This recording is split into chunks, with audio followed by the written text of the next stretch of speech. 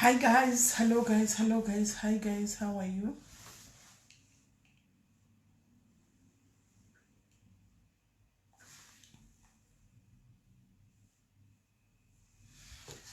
Hello guys, hi guys. Right. Ndisati ndatanga kuita live guys. Ndoda kutanga ndaisa number apa. Muise airtime 200 rand zvayo airtime. Ngakuinda tire mahara ka.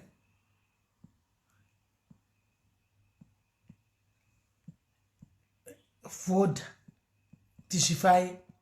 Yeah. Show masterek. Iyo. Isai airtime apa guys. Tisati takataura nyaya yedu yana sanda tanga kunza guest. Imboisa airtime. Imboisa airtime guys mwakati 10 rand. Mwakati 20 rand ite 200. Ndekuvota. Nokuti imimi amudi kuvota. Ndikasati kune gune pew. Ndikasati mavoti guys munokangama saka mavoti. Handeitone team diaries mavoti. Handeitone madiaries number ndaisa mavoti handeitone 29 rand makuita kunge chira. Aiwa zvina basa chimakandida ina ndisikutsvaga data. Handisikutsvaga data shamwari. Nditori pa live kudhara. Kutotaura zvinhu zviri ngori straightforward. Mavoti. Handisikutsvaga data iyi. Nini ndogona kugara nemi pa live 24/7. Ivo ndonotopera. Ini chingoipana. Mavoti. Chat. Saka chiro mukada kuti sachiyera. Chiro chani hazvina basa chiyera asi munhu here asikana musadaro so. Chiyera munhu asikana mufa kusati kuzimbabwe kwakaoma. Kuzimbabwe kwakaoma guys. Kana mukasampowo mari yedata chiyera yachikwigirai makuhwa acho amunofarira. Muda kuti aite makuhwa acho nei. Hanti ndimi munoda makuhwa. Nai guys, makutonifananidza nachiyera tukadata chiyera. Ini ndikuda yeye mavoti. Kana usingadi kutipa airtime yako right no problem. Inda unovhota uye ukande screenshot. Vota uye ne screenshot. If you don't want to give me that airtime, chivota iwe uye ne screenshot up. Uchida vota iyo. Smell. Ndoverenga mavhotsa enyu. Totangira ipapo. Itai fast. Ndinonitsvaga. Ndawani nzuri brumeni botsvaga kokupisa guys. Ndinonitsvaga. Ngikirina chi do.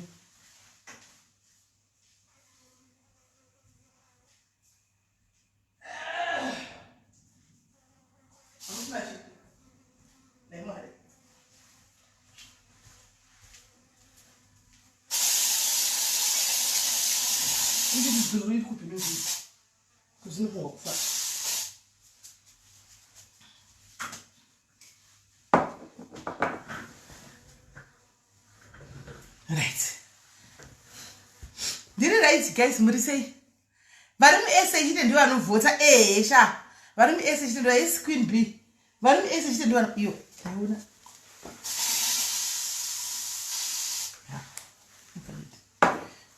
Thank you for voting. Yes, thank you, Belinda. Belinda voter. Thank you, Belinda. But you saw vote one is Belinda.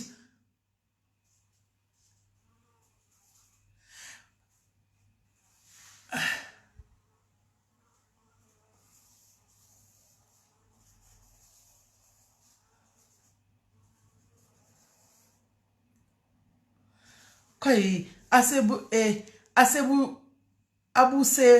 abusebuhle obuso sisimeli ngathi zimpundu zikababa. Wena lami impukane angiyifuni. Ufana nami vele impukane vele angiyifuni. Angifuni ukuzwa le uyazi mangizwa le noise ithi zr. Hey, nyezo ngathi seyingene kimi, ngathi seyingene edressini yami. Angifuni serious. Andidi kuzwa nuzika na chika na pete. Andika na kuruona. Avota but wavota kawanika iwe. Mavoti guys, you can even vote kanaka 100. Guys, muda kuntirasisa last minute. Muzati trim top 10. Munoziva kuti guys tachova trim top 10. Mazuva osaya guys tirikuramba tiri mu top 10. Guys trim top 10 guys. Mota inenge iri kuuya pano pa diaries. Asi inenge siri yangu. Hameno mu diaries achaitora kuti ndiani. Guys, votai vasikana votai. Hanzi was one thing. Serious. Nditora serious. Let's Kennedy Tinashe, how are you? guys ndikutorevesa guys from day 1 we have managed to stay nasi tisapasa kwa 9 days tingori mutop 10 guys. That means zvikaramba zvakadaro guys the possibility yekuti munhu ari kuvhota too much mota inotaura nemunhu ari kuno padiaries I'm telling you it's high. Mafoni aya iPhone 14 aya munomatora pano animona munomatora pano guys. Hanzi sio kakufita sure ere itsono gona ndakarikwa itsono animona impundu yekwe ini ndisiyana nekuti impunduru mukura umpunduru muva impunduru animona guys itai mvotai guys. Not yet but it's promising muna. All right guys, itai guys, votai guys, votai cannot kandai airtime guys, votai cannot kandai airtime evotakum guys. Kanoni SMS kuti ma SMS aye kutengani ma SMS ka airtime chaichai airtime SMS 150 and votai guys tirimo mu top 10 guys tabva kweso guys tuzodonera panapa ere guys. Anzi takachimasta chigame torai motikari wadzanai motikari ndingafara katogwa ni one of you guys. Mota ndeye vanhu vari kuvhota aisi yangu inini ndeye vanhu vari kuvhota anenge ane mavhoti akawanda ndiye anowina motikari. Munoenda pama SMS enyu movhotera 103 namba iri paflyer pa 37304 rumbidzai kana uri ndeye vanhu vari muSA chete guys ndo pari kunetsa dei vanga vavhurira ndivhotegwe kunze enda tochitora kudhara chigame chideta tochihwina kudhara but manje vari kungoti only SA people zvaimboti vachavhurira vanhu ndofunga kuda zvakaramba hanimaona. Saka muno SMS 103 ndo 103 ndo inorepresenta inini andimaona 1OS ndo inorepresenta inini then 37 moisa SMS iyi panamba dzinoti 3734 thank you paida rikandive ndaipina iyo imimi 103 panamba idzo guys. Saka yes rumbidzai votai guys, votai guys, votai titore chimichi. You can vote as many times as possible guys, as many times as you can, even 100 times you can vote. Hanmona kana une ngori ne is there no not Zim, only SA unogona kuvhota chiro ka 50 ka 1 guys, ka 50 ka 1 unogona kuvhota ka 50 ka 1 uchingovhota 103 wosenda send wodzoka futi 103 wosenda futi 103 sewosenda futi 103 wosenda futi 103 wosenda futi 103 wosenda futi uchingosenda uchingoenda wakadaro uchingoenda hanimona uchingoenda handokumbiro airtime ndivhoti lolo indototi vanhu ngavavhoti kana sikadi kuvhota ngavati airtime yacho yodo airtime zvakanaka chaizvo kuti wane airtime zvino makandida kunditi makufanana naevidence asi makaniga denda ndichitori nemari kungoti hangu handizosapota hangu makuwa but dei ndaitogona kutomwisira we kuti achenge data rakati wandei nekuti aite zvaanoda kuita kusema because data rinodhura anomaona hanzi done. Mufaro wavhota kangani? How many times do you guys mukangonovhota 10 times tobva tatanga hanzi 8 times sakupi kwandiri Sara namba dzangu idzi mina ndikupe namba dzangu Sara uise panamba idzi isa panamba idzi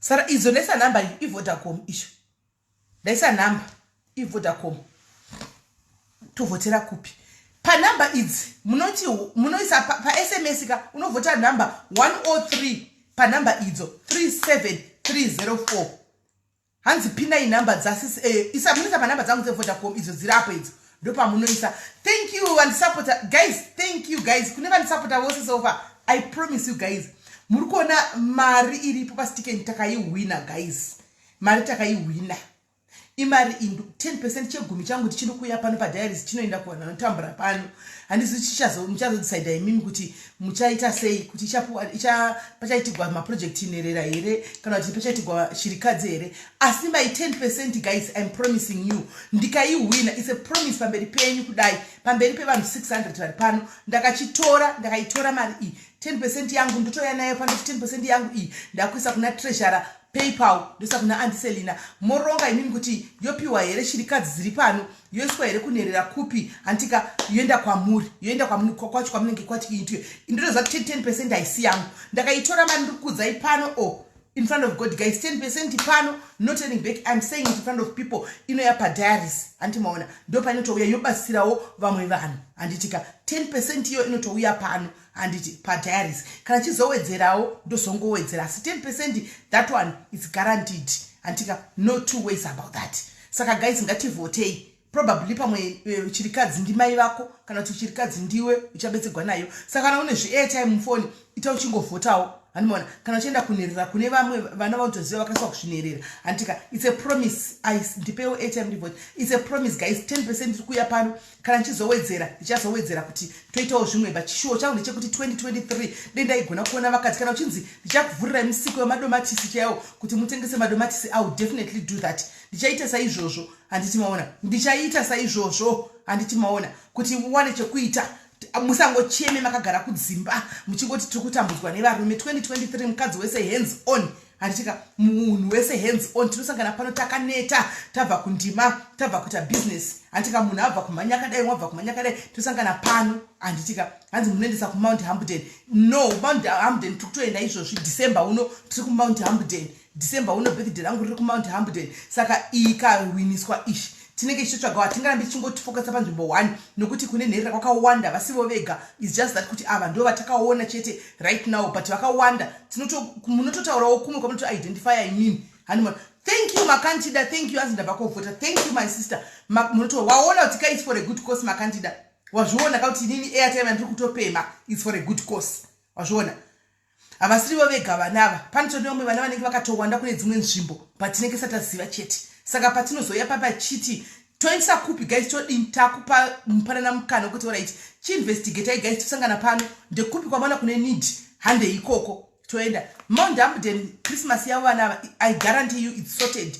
Thank you all my diaspora friends and sisters, lovely sisters who have supported me so far in voting. Ndineva kunipa ma airtime guys kuti airtime iyo vota isimeli handika from my diaspora people, my diaspora sisters handiti vari kumiramira kwetawo team SA vanotoziva the likes of Vala handika vana Betha Nobet vari kuvhota every day. They make sure kuti vane airtime hanzi mainini Kevis Kitchen. Thank you Kevis Kitchen, thank you very much my sister. Please follow her as well. Mainini Kevis Kitchen, also follow her as well. Anda zvokubika mufollow way wanditika. Thank you guys, thank you guys. Trambe tingo vhota is for a good cause guys. It's for a good cause. Even in pane questions avakaisa ekubvunza kuti mari ukaiwina ndakatovanyorera kuvaza kuti ini mari yangu handika ndichadla imwe ndichaita zvandoda asi imwe ichaendavo kunochengeta vana nherera kana kuti machirikadzi and it's true kana kuti madiaries angu asinawo pekutangira izvo zvandakatotaura and it's true so basisa zangu ari kunze kwenyika keep on supporting iyoyo 100 rand yo it makes a difference iyoyo 200 rand makes a difference. Shout out to Sicilian makatumira yakati yakati qaqa Sicilian makatumira yakati qaqa kuti tiwane unyatsovhota ende takafamba nendima zveshuwa atakafamba nendima zvokuti ndasatina doubt kuti tiri kutokwana titorimo zvakare futi muningikire anza I send airtime. Thank you Francisca, thank you my sister, thank you, God bless you, thank you. Yangu airtime is for a good cause guys, it's for a good cause. Follow why mainini Kevis Kitchen manje ndoda ndikapina number vanhu dzinobva dzazotisa manje ndoda kusa airtime vasikwanisi kuona number uyaka yes like you follow why mainini Kevis Kitchen mufollow way guys asupporta wati supportawo nesuwo ungati supporteyo hanzi ndavhota futi 20. Thank you Munache, thank you aiwa sakatafamba nebhora right masikata kanaka madiaries muri seiko guys. I hope you are okay mese. I hope muri right guys. Tatega timbonyatsotandara tichikurukura nezvenyaya dziri kuitika nditika nyaya dziri kuitika mastreet tichibatanidzirawo nenyaya dzimwe dzinenge dziripo. Ndofunga makaona video guys. Thank you Tembekile makaona video guys. Jackson how are you? I'm good. Ndofunga makaona video guys. Ramai vakanga vakaviga mwana wavo kwai for 10 years ari muslim. I never thought with those things can happen in Zim.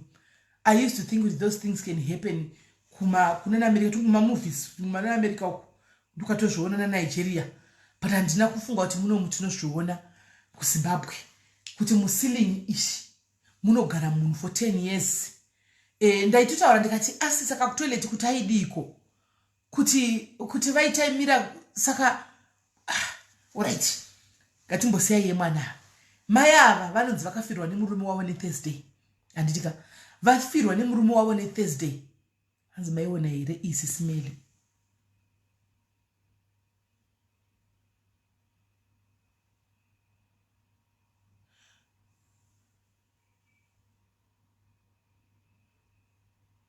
ozondikandira kuwhatsapp because handikwanisi kuiverenga panapo ozondikandira kuningiri yachinja kusvika pa14 years yainzi 10 nesuro right 14 wandisira kuwhatsapp ndione nyaya kutaurai right ndakanzwa chinzi 10 unless vakazochinja handiti right saka murume wavo vakasheka nemusi Thursday mai ava ndimai vechikuru mupostori vanotopfeka uniform yavo yepostori nguva dzose murume wavo asheka nemusi Thursday mai ava vakazvichengetera chitunha chemurume wavo mumba vanova vakaudza kuti murume ashaika kubva Thursday, Friday, Saturday, Sunday, Monday nezuro handisi kuziva kuti zvakazoonekwa sei kuti mune chitunha chiri mumba 5 days 4 days 5 days chitunha chiri mumba mai ava vakagara nechitunha chemurume wavo mumba vanacho ndisingaziti wende kwarire kurutonhora here guys kuti kuri kupisa vakazvichengetera havo chitunha chavo mumba hapana wavaudza esitete magume hapana wavaudza hapana wavataurira kuti mune chitunha uku vari kuzati musilingi umu vakachengeta munhu mune mwana pane akaisa comment yekuti mwana uyu taitofunga kuti ari kunze kwenyika handitika akafira kunze kwenyika shamwari dzake ndofunga dzakakura naye dzaifunga kuti ndozvandiri kureva kuti ndofunga kuti kuda pamwedzi ekwariripo mukurutonhorako hameno nokuti munhu anonhuhwa guys munhu anonhuhwa matumbu emunhu munhu anoputika munhu anonhuhwa handimaona saka ndisiza kuti zviri kunzi zvaifamba sei but ndofunga itonhuhwa because maona vanhu vakapfeka mamasiki vese handimaona including mai vachongo ane masiki handimazviona so hatichazivi deta chinzi mai ava tatavabata kutibvunze kuti kuda vakanga vahiri kuchanamatwa achamuka here nokuti its possible guys imbozvifunga iwo nokuti munhu unochengeta munhu 4 days akafa ari mumba pamwe kuda vakanga vanzi uchete waEliot uyauyawo kwaalufalukawo wokuti tiri kumbonamata handika taona mweya mutsveni wati munhu achamuka hatiziviwo hatisi kuziva kana kuti she's a psycho woman handizivi kana kuti ndo vataunganira pano matoxic mothers ava hatisi kuziva handimaona zvinotondinetsawo nyangwe neni hanzi locksmith ndiye akanzwa kunhuhwa kuda akareza alarm aigadzira door kuti mumba maita chinzwai kuti makanzwikwa smell nemunhu auya kuzogadzira door that means ivo vanga vachivata mumba nesmell iyi vachibika vachidya nesmell iyi nemwana wavo mukomana but pamwana wavo mukomana apa guys handidi kunyanya kumushora mwana uya ndisati ndanyatsokuona kuti mapurisa kwabuda kuti kudii kana kuti medical record yati kudii ndakatarisa mwana uya mukomana nezuro ndakaona soti aigwara nefungwa iyi kana vanhu vakagumitsira kumona ari right mwana uya akutogwara nefungwa makaona the shock aite kudai ari mushure kutesa kuvhunduka vanhu kuzoti aitotesa mwana yacho anga akabikwa nemushonga pane zvakaitika right saka tindigere pano pachiya kudai ndigere pano nekuda kwana ndimai vaya mwana uya mwana mukomana wavo 10 years achinzi kwira musilingi uvate vavisitors achitouya mavisitors kutogara makutoita mazuva ari pachidzokera vasingamuoni ari musilingi achitira china musilingi mai vaya vachinoklina vachimupa chikafu ari musilingi hakuna 10 14 good years kuzvara mwana kusvika asvike pa14 years form 3 handimaona achingori musilingi makaona ndebvu mukaona nzara zvadzanga dzakaita ndofunga dzaimbonzi kana ka1 pa2 years dzoguriwa handimazviona so toda kuti taure nenyaya mai vaya ndimai yomwe munhu handiti obviously she's a toxic mother she is a toxic mother takati vatarisa kuna namai vakadaro ndati 2022 toxic mother because 2021 last year takamboita live yematoxic mothers 2021 tikaita vanhu vakawanda vakauya vakataura a lot you still remember takaita musikana akawo yakachema panapa mukadzi ari kuuk achiti mai vangu tikafonera mai vacho you still remember achiti mai vangu vari kumukanganisira upenyu hwangu tikafonera mai vacho vakatiza kutaura zvinhu zvainzwika muchikurimemba achitoakiza mai vake fefe kuti mama muri kundiroya achitaura navo pano palife mai vakatadza kuzviramba pano palife muri kurimemba those things can happen guys but tradition yedu isusu tinenge chizi hatibvumidzi kutaura kuti mai vakaipa tinopfeka masaga Hatibvumidzi kuti vati mai vari toxic vati mai muroi unotenda botso handi. But truly speaking, if we go deeper, tine vanhu vakawanda handika vari kushinirwa namai vavo. Ndakamboshare story pano nditi ndine shamwari endaidza nayo tukuhigh school aida kudyiwa namai vake. Mukuremember the story. Mai vake vatomurongera namafriends avo. Zvinoita Mwari kana nguva isati yakwana Mwari vakamunzvengesa.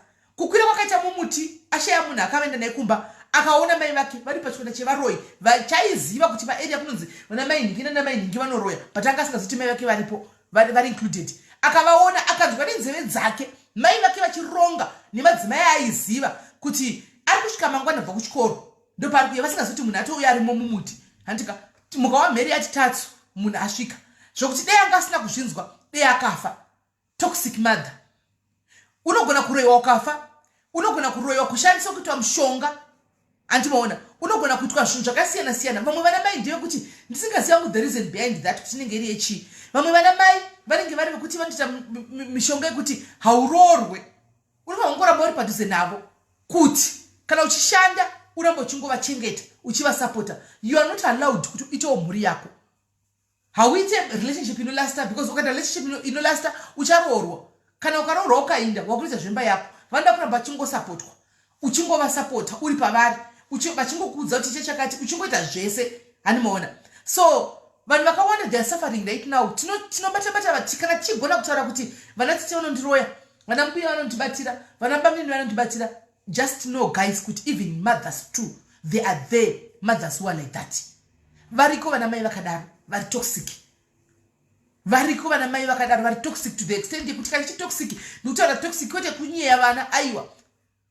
Ndikutaura toxic yekuti osvika pakuti mai vanogona kunoromba vosacrifice mwana womusikana vopa mwana musikana kuti uyu ndiye wandiri kupa netsai uyu ndiye achanga ari mukadzi wako ndiye uchangocherera naye every day ari mukadzi wako wechikwambo kupa mwana wekuchikwambo mwana achingoitwa spiritual husband every day. Antimaona saka ndizvada kutaura nezvazvo nhasi pano ndiri pana pakudai. So guys varipo vanhu vanotoziva kuti ininika upenyu hwangu andozviziva mai vangu is involved. Ndoda kuvhura maline.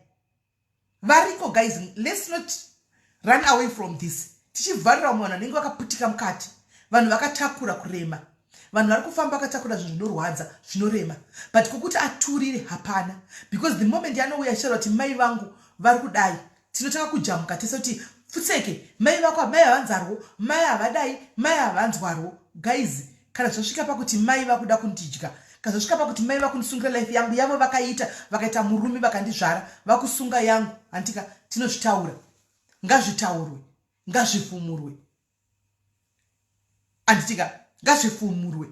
Hanzi ndizvo here kuti hanzi aive nemhosva mwana wacho yemedha handizivi ndangonzwa chinzanzi kwai mwana wacho aidiwa nemhosva yemedha but ina handizivi handina kuinzwa yemedha kuti mwana waive nemedha handifungi I don't want to think so because dei zvazara munhu wanenge akungonyepawo shamwari dzake dzakatoti taitofunga kuti ari kuUK that means pandifunga kuti panga pane kesi yemedha apa andimoona. Saka vana mai this is the time yekuti vana mai titeerere zvimwe zvatinoitira vana zvimwe tinoita mira ndikudzei vana mai zvinoitika. I'm also a mother nditi zvinoitika vana mai ndezvekudai. So sometimes we go kumapostori ndaona nhasta joino namadzibaba masango vekuzimbabwe ndaona vafollowa peji redu muzuva ranhasi. Madzibaba masango vakadaro muri mukati medu imimi kusowe kwenyu kwamunoenda muri munhu mukuru tinokuzivai zimbabwe senokuzivai. I think mukada kuzama kubatsira vana you can help us by telling us kuti kuna namai vanogona kutouya vachisa vana kuzvisacrifice kuti mwana wangu ngaadai apa zvidai kana kuti vana vakawanda kati munotoona pamhepo kuti mai ndivari kukonzeresa zvinhu izvi munotoona.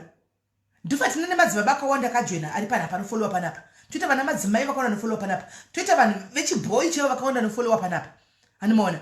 Vana mai ngatidzidzei. Sometimes unoenda ndini uyu ndinoita business yangu rekutengesa madhoyi kuSouth Africa kana kuTanzania handi ndanzi navabhururu vangu kunosimbiswa kuti zvinhu zvitengwe zvinhu zvifambe. Kuna sekuru kumprofita uko vari kubatsira handei ndakambokuenda takuenda ndisa takunanga ikoko handitika vamwe vana mai vakatogadzirisa vana vavo vasingazivi. It's not every mother akaenda chindira nochekeresa mwana wangu. Umwe anenge aenda chitofambira zvebusiness rake pakunochekereswa paipai mwana unosvikonobvunzwa zvakanaka une vana vangani? Ndine vana 3. Tione vana vako. Handimaona paya zvizhinji zvinoitika mukati memashiraini zvatisingazivi isusu. Zvizhinji zvinoitika mukati memashiraini zvatisingazivi isusu. Handimaona saka ndoda kuvhurira malines kune vana mai matoxic mothers. Handika ari kuda kutaura anditi kuti afone tinzwe nyaya tichangira ipapo kana tichabatsirana tobatsirana kutanga ipapo anditi 06895 right. Ndokumbura mundisiro namba yekuti vanhu vakwanise kufona tikwanise kubatsirana. Nyaya ndakambotsana yekuti musangojairira kufamba famba muchingopiwa zvinhu, be it ndezve business, be it ndezve kunzi kuti ai uchipiwa chinhu chausingazivi unogona kutorombeswa usingazivi kuti ndarombeswa kunzi aiwa ichi mafuta aya ndaunozora udai iwe kuti ndapiwa business rangu kuti tifambe zvakanaka kwandiri kuenda kutengesa kuTanzania uko. Handiona izvo watopiwa chitula bechuludi. Thank you letu. Animona watopiwa chitula bechuludi. Animazviona unoita makore uchita mari zveshuwa ugotenga dzimba ugovaka mabhasi ugoita tenga mabhasi ugoita zvese. Handimona zvinozongoti one day ndofunga zvinenge zvichikurawo here zvinhu zviya chechakuzosvika panguva kuchakuda mukadzi manje ndipo panotaka kuona mukabvunza vakawanda vakaromba vazhinji vacho vanhu vakaromba vasingazivi kuti ndikuromba. Kune vanotoendawo kunoromba vachiziva kuti kunoromba kwete vamwe vakarombeswa vasingazivi kuti tiri kurombeswa. Handimaona so tinoshaya hedu pane vanhu vanoita izvozvi zvekurombesa vanhu izvi zvekurombesa vangada kunyatsouya vachinyatsokuudza ichokwadi because dei vaizoya chidzo chokwadi kusaidi kwavo ochengeta kudestroy all business ravo. Handimaona asi dei vaimboda one anongoti ndoda kukuudza kuti zvinofamba sei taihwiririra kuvanhu vemukurumbire vamunoziva anoti ndauya ini shuwa na mai zvikazodai zvikadai maigona kunzwa zvinhu zvakawanda. Handimaona zvinoitika mukati memashiraini zvamusingazivi imimi. Handimaona right. Saka nhamba ndaisa handitika ndogoda one anovhura musangano the rest will follow. One anota chivindi I know kuti panenge pane vanhu 900 panonetsa munhu one kuti angoti ndifone ndida izvo zvari pari kuti ndifone ndodii ndofona iko ningi ko vanhu vanozondidzwa kuti voice chichi ndori nyaya yangu murimo mucomment section. One angofona apa watovhura musangano the rest is history. I know pano padiaries kangovhura musangano one mese. Animona mese vazhinji I mean majority yakutofona. Animona saka kana aripo ari kunetsekana mufamily handika netoxic mother handiti handizivi kuti in which sense ndiwo ruzati anzi vasina nyaya musafone please right. Handizivi kuti toxic mother in which sense fonai guys muzati variko vana mai kana nchiti toxic mother haisi nyaya yekubata mushonga chete mai vanokurarira nechikomba chako kana kuti nemurume wako she's a toxic mother. Andi muri kunzwa she's a toxic mother variko vana mai vakadaro vanorara nechikomba chako mai nekuti vakakurarira vari apashayikwi pane 950 people vari panapa akararirwa nechikomba namai kuti chikomba ukazviziva but nokuda kuti ndimai hazvitaugwi wakangonyarara. She's toxic. Mai vanotora nyaya dzako vachinokudhiga nyaya dzako dzanozati idzi dzinogona kuputsa imba yako vachienda nadzo kunoudza murume wako kuti imba yako iparare. She's toxic. Ngavatsiurwe. She's toxic. Kuti mai vangu is supposed to protect me, is supposed to keep nyaya dzangu inini. Vakatora nyaya dzangu vakunotaura nyaya dzandaita inini namai vangu secret vachinoudza murume wangu. She's toxic. She's toxic. Ndo chokwadi. Handizoziva kuti mai vanogara muraini pasi vachinyeya vana vavo nemadzimai raini tingati vari toxic here. Zvakwa kuti muvaisa here patoxic kana kuti handizivi. Handitimaona. Saka guys, namba ndapina. Handiti namba ndapina usanyare vanhu usavhunduke vanhu kana uchida kubatsirika fona utiudze tinzwe nyaya yako yakamira sei titaure kana tichida rubatsiro chigona kubatsirika wobatsirikana. Hanzi live yaitwa ndakabatikana I would like to share mine. Fona mdikani. Fona hanzi vakatora na varume wakwanisa. That's being toxic edimagazo kuti iwewe nemukadzi wako iwewe woshiya ambuya sine that's being hakuna utoxic unodarika ipapo hakuna utoxic unodarika ipapo utori utoxic saka ndiri kuvhurirai pane ati ndiri kuda kufona pane usati ed ari kuti ed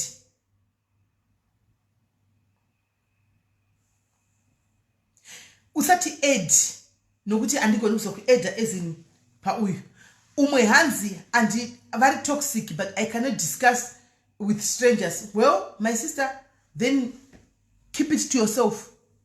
One day kana wayanzopinda mukona kana budza yanzozoshinya chako chaiko uchatanga kutsvaga ma strangers aya wakuda rubatsiro ndiwe.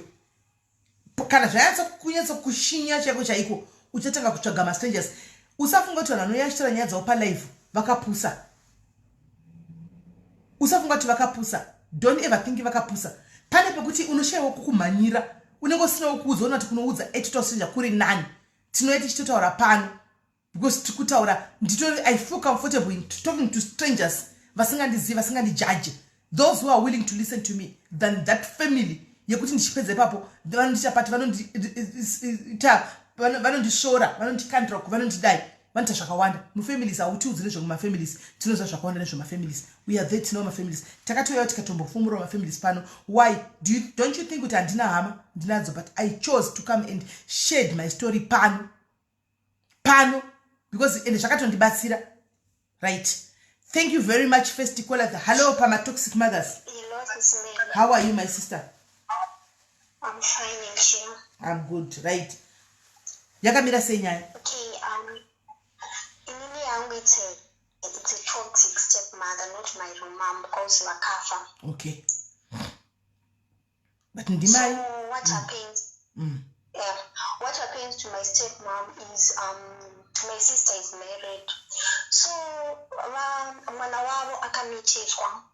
Zvavaita ndezvekuti she's jealous, even vana vavo she's jealous. Kuti isusu we are better than them, even kuzvinhu zvinongoitika zvega nekuda kwaMwari. But then there's this other day she went to my sister's husband. Vakamuudza kuti ramba, I'm not handisi kutaura zita. Don't say names, yes. Ramba ningi because anodai. So murume wachona zvaakabva aita nekuda mukadzi wake mwemusi vaidiscuss. Vavataura zvikanza unoziva zvekutamba mavako. Vakataura vakati ndikurambe. Vanotouya kwandiri vachindikumbira mari, vanova vanouya kwandiri vachindikumbira mari. But inini handizvide. So zvandoda kukuudza semukadzi wangu. Pakaitika kana problem ndongode kunovaudza. Rather tell your sister muonerana muri pamwechete. Chero tikanzitanetsana mumba munomwa. Rather tell your sister pane kuenda kwavari kunovaudza everything zvipitika in our life because she's not happy. She can smile in front of you, but achireva kuti it's a golden smile, it's a black smile, avakude. It's like it's like ibere mukati ibere kunze igwayo. Yeah, exactly. She's very nice. Uchivaona zvekutoti mukauya pamberi pavo ka ndikakonze chinhu munogona kuramba, but deep down vanogona kuti vachimuka ubva vati ndarota zvakati, ndarota makapfeka zvinhu zveblack, muri masatanist. How come? And ivo kwavo hakuitike zvakaipa, imimi ndimi vanhu vangori black, you are the black sheep according to them, and I don't know, but hazvo kuna Mwari kudenga uko. Ukama hwenyu nastepmother wenyu wanga wakamira sei? Tinosekererana zvenhema zvezve. Isusu takazozvirealize, we thought kuti vanotida, but takazozvirealize shamwari yavo ndo yakatiudza ikati futi munozoti amai avo vanodai. Zvese zvamunoita muchivaudza zvenyu zvimwe zvinhu itai muchiseva. So hatichatombovaudza, handichasungunuke kuvaudza everything. I thought kuti munhu akanaka, but yeah, she's a bad person. Apa wakuchengeta ibva mune makore mangani? No, vakatangochengeta isusu takagara naambuya. Then munoziva zvinoitika pana mastepmother vamwe vanouya vachikudai handitya. but pavakatouya teichengerwa hembe dzakafanana nevana vavo chiti sei, but iko zvinezvi kunzi ukaenda kumba ka havatiri but pamba pedu panogara vana vavo, vane vana vavo ivo vavakaita kusaini, but isusu tikaenda havatiri, havatifarire, vanosekerera zvimwe zvezvi. Right.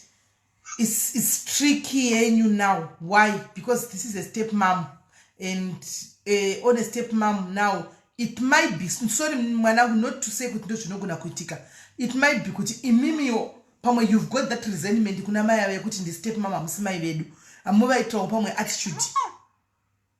No, chandokukudze kuti isusu taitovatora saamai musingazive kuti munhu uyu dai pasina murume wesister yangu pamwe dai tisingazvizive tichitoenda vakanetsana ukaita problem you go you tell her everything like kuburitsa information yese but usingazoti munhu andikuudza uyu ari toxic. Right. Kutovatengera zvinhu mukatambira kutotenga magroceries and stuff, but she's someone who doesn't appreciate. Right. Wow. Auntie Mashinzwa, guys. Sorry, caller. I hope. Yeah, I don't know how you're going to fix this now. Nokuti Makura could I probably, I don't know, maybe you might sit down with her. Motaura navo kuti mama, why is it zvachinja zvataka kura tichiita makakura muchitida zvakanaka naka zvaioneka tichipfeka zvakafanana nevana ava vamwe tichidai iko zvino zvangochinja pane chiri wrong here tigadzirise probably munogona kuwana chokwadi. Yeah, ndo chokwadi mecha basa semeli. Thank you my sister, thank you mwanangu, thank you. Wow. Right. Hello Toxic Mothers. SIS MELLY. Did you write muri say? Okay, ini ndrango tauroja mukandiri pabasa. Inini I was married. Pandakarorwa amai vangu wana kufara. Vakataura vakati kana ukagara ikoko ina ndife ndakauya ikoko. Ndikasvika pakuzota gendende kumba sinzikazoya kubatsirwa kwano ndobva ndaenda kumba. Pandakaenda kumba vakabva vatanga kufara because ndadzoka. Then murume akamboda kuzama kuteera patakatadza kunzwisana.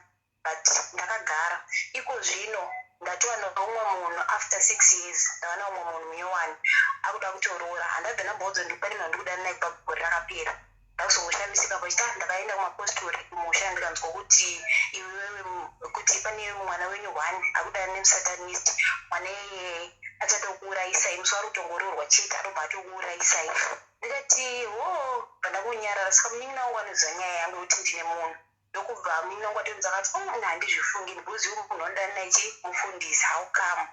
Alright, mira mningina. First marriage, your mother was not happy. And it yes. Ndobva wakanogara nguva yakati zvakadi uriko.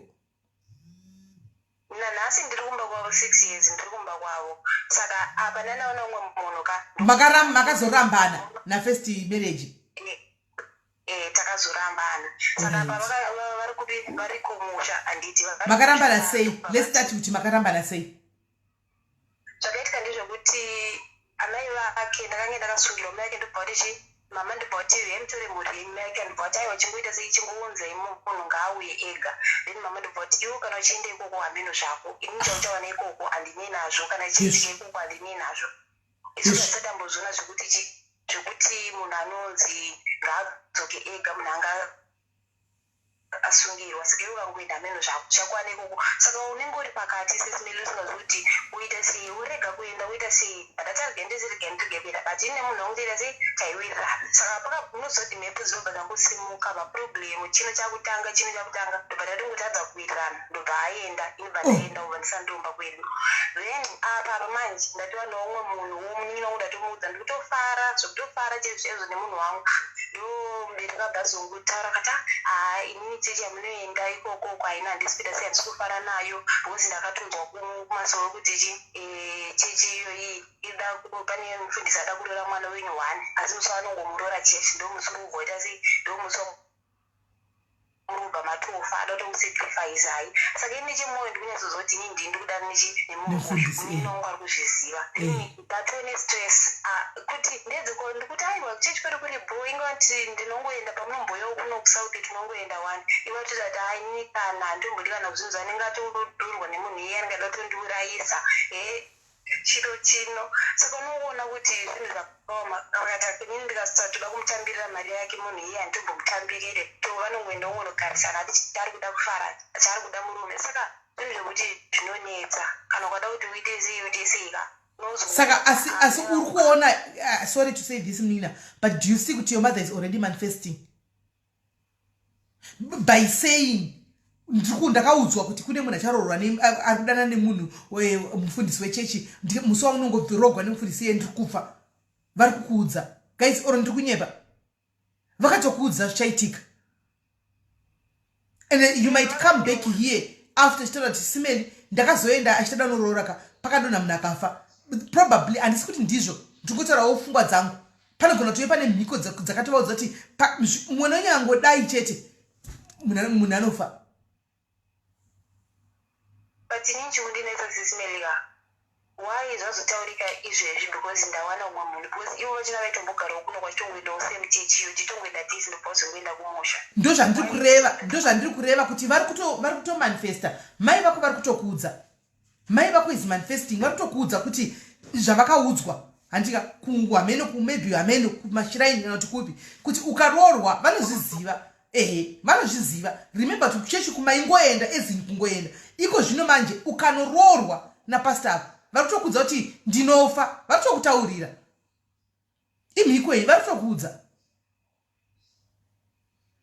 but zvinonetsa because even inini kwandinofamba like zvezvokuti ungoendawo kumaprofesi chichichi unongo chitonzi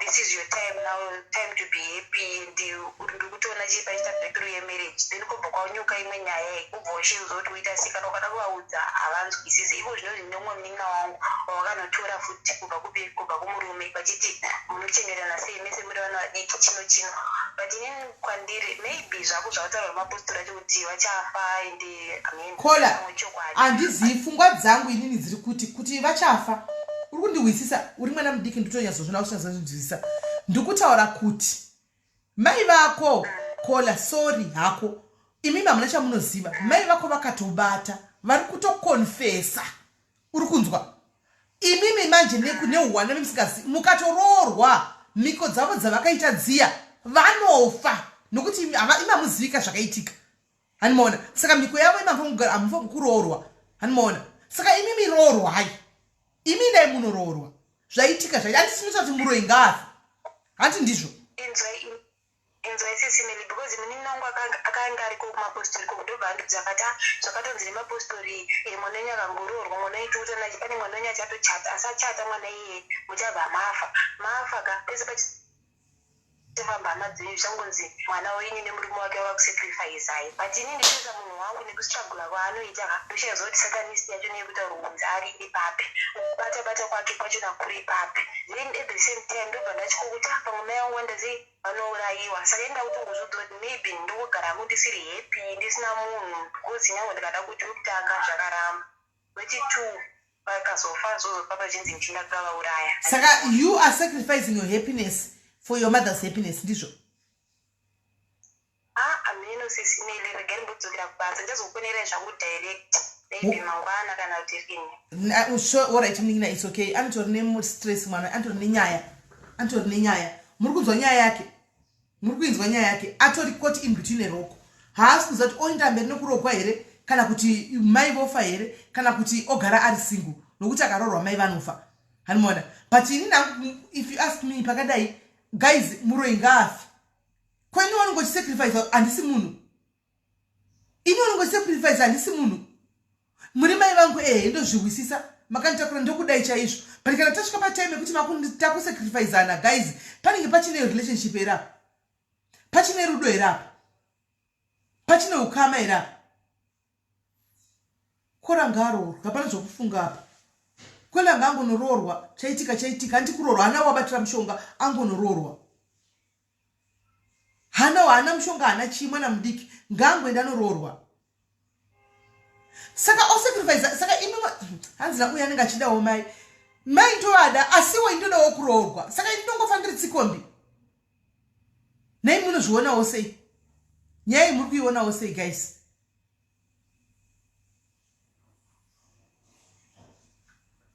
inini mai ndovada handiti nechivada mai vangu asiwo indodawo kutawo imba yangu zvinondofawo here ndiri tsikombi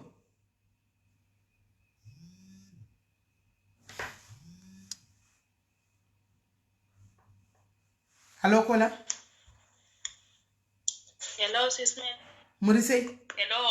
Yes, Murisei. Murisei masquerere. Daskura basura sei. Hello. Dukunzwai.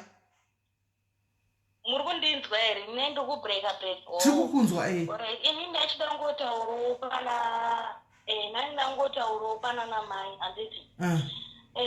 Vana mai kana vachikura ngavadzidze kusefa mashoko avanenge vachitukanawo vana. Hatisi kuti mwana kutukwa zvakaipa. Inini for example, inini mai vangu vakakura vachindituka SIS MELLY. Zviye zvekuti unenge uchinyatsotukwa unenge uri mwana mudiki but unenge usingazvinzwisise kuti vari kuzama kuti kura ndo paunozotanga uchinyatsodzokera mumashure wakuti asi mashoko aya vaisa kuti kudii kana kuti mashoko aya ndaakuaona akurarama muupenyu hwangu kozi zvazvinoita sanzi anoshaya nemashoko anobuda mukati memuromo memunhu naiti kunzi aka kekusviba aka kacharoorwa ika karogara mberi aka iwe ukaroorwa chaiyo chake tototanga tatombochengeta mari yako hwane weki kuti toone kuti unokugara here kumurume ikoko handi muri kuzviona saka ndazokura manje ndopandakatanga kuti mari zveshuwa kuita se akushanda mulife mari saka zvinhu zvokuti zvimwe zvacho zvinombondibata kuti asi mashoko aya vaingotuka here kana kuti akazoshandawo muupenyu hwangu kana kuti nengori ngofungo kwepfungwa. Alright, ngatitangira pakola. How is your life right now? Life yako iri wakaroorwa here?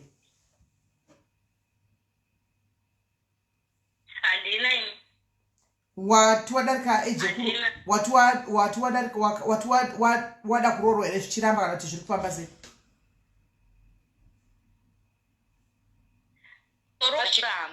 Zvichitoramba. Unoda kuroorwa zvichitoramba? Zvichitoramba zvokuti zvichitoramba unondonyatsozona kuti mashoko aya kai unozoti wagara ndokuti dzimwe nguva pari pambo unombo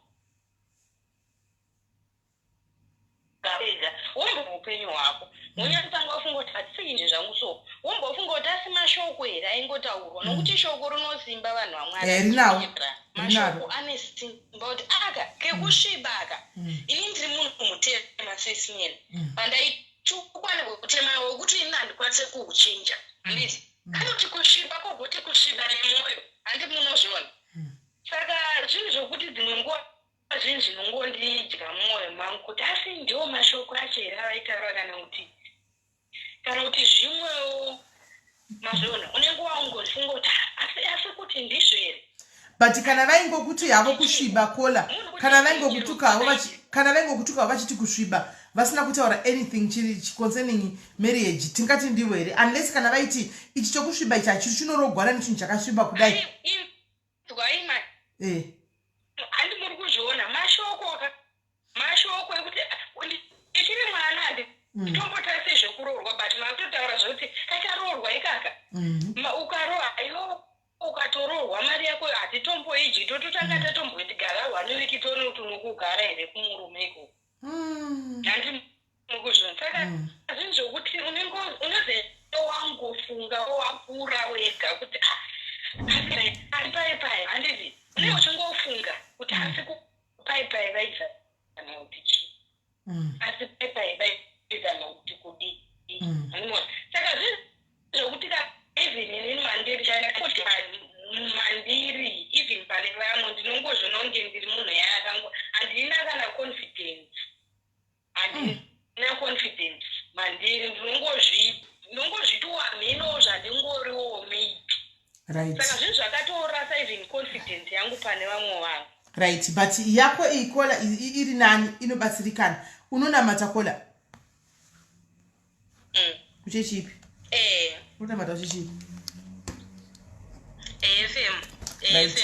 right kola kubva nhasi toda kuti unamata uchirivhesa mashoko aitaurwa namai vako and that case, it was a case yaiswa namai vako pavaitaura ivo vanga vachitaura vasingazive kuti she was placing a case upon your life vaifunga ndingotuka semwana mashoko unfortunately mashoko anobata mashoko ane simba ndosaka zvakanzi rurimi rwakafanana nestick yemechisa handiona rurimi runogona kupisa sango rese runoparadza taundi yese harare yese rurimi 1 stick yemechisa inoparadza nzvimbo yese iri 1 ndo masoko soko rinoparadza kushokuyenda zvokuenda musabhabhatidze vana vakabhabhatidza mashoko ekuti anororwa iyeyu nekusviba kwaakaita ndosaka iko zvino usisina confidence anororwa iyeyu totombochengeta mari yake yesu tisatatomboidya 1 week mumba handiona zvakabva zvabhabhatidza apparently patinotaura masoko aya kuvana the devil will be listening and the devil now etoita vakanganwa 25-30 years later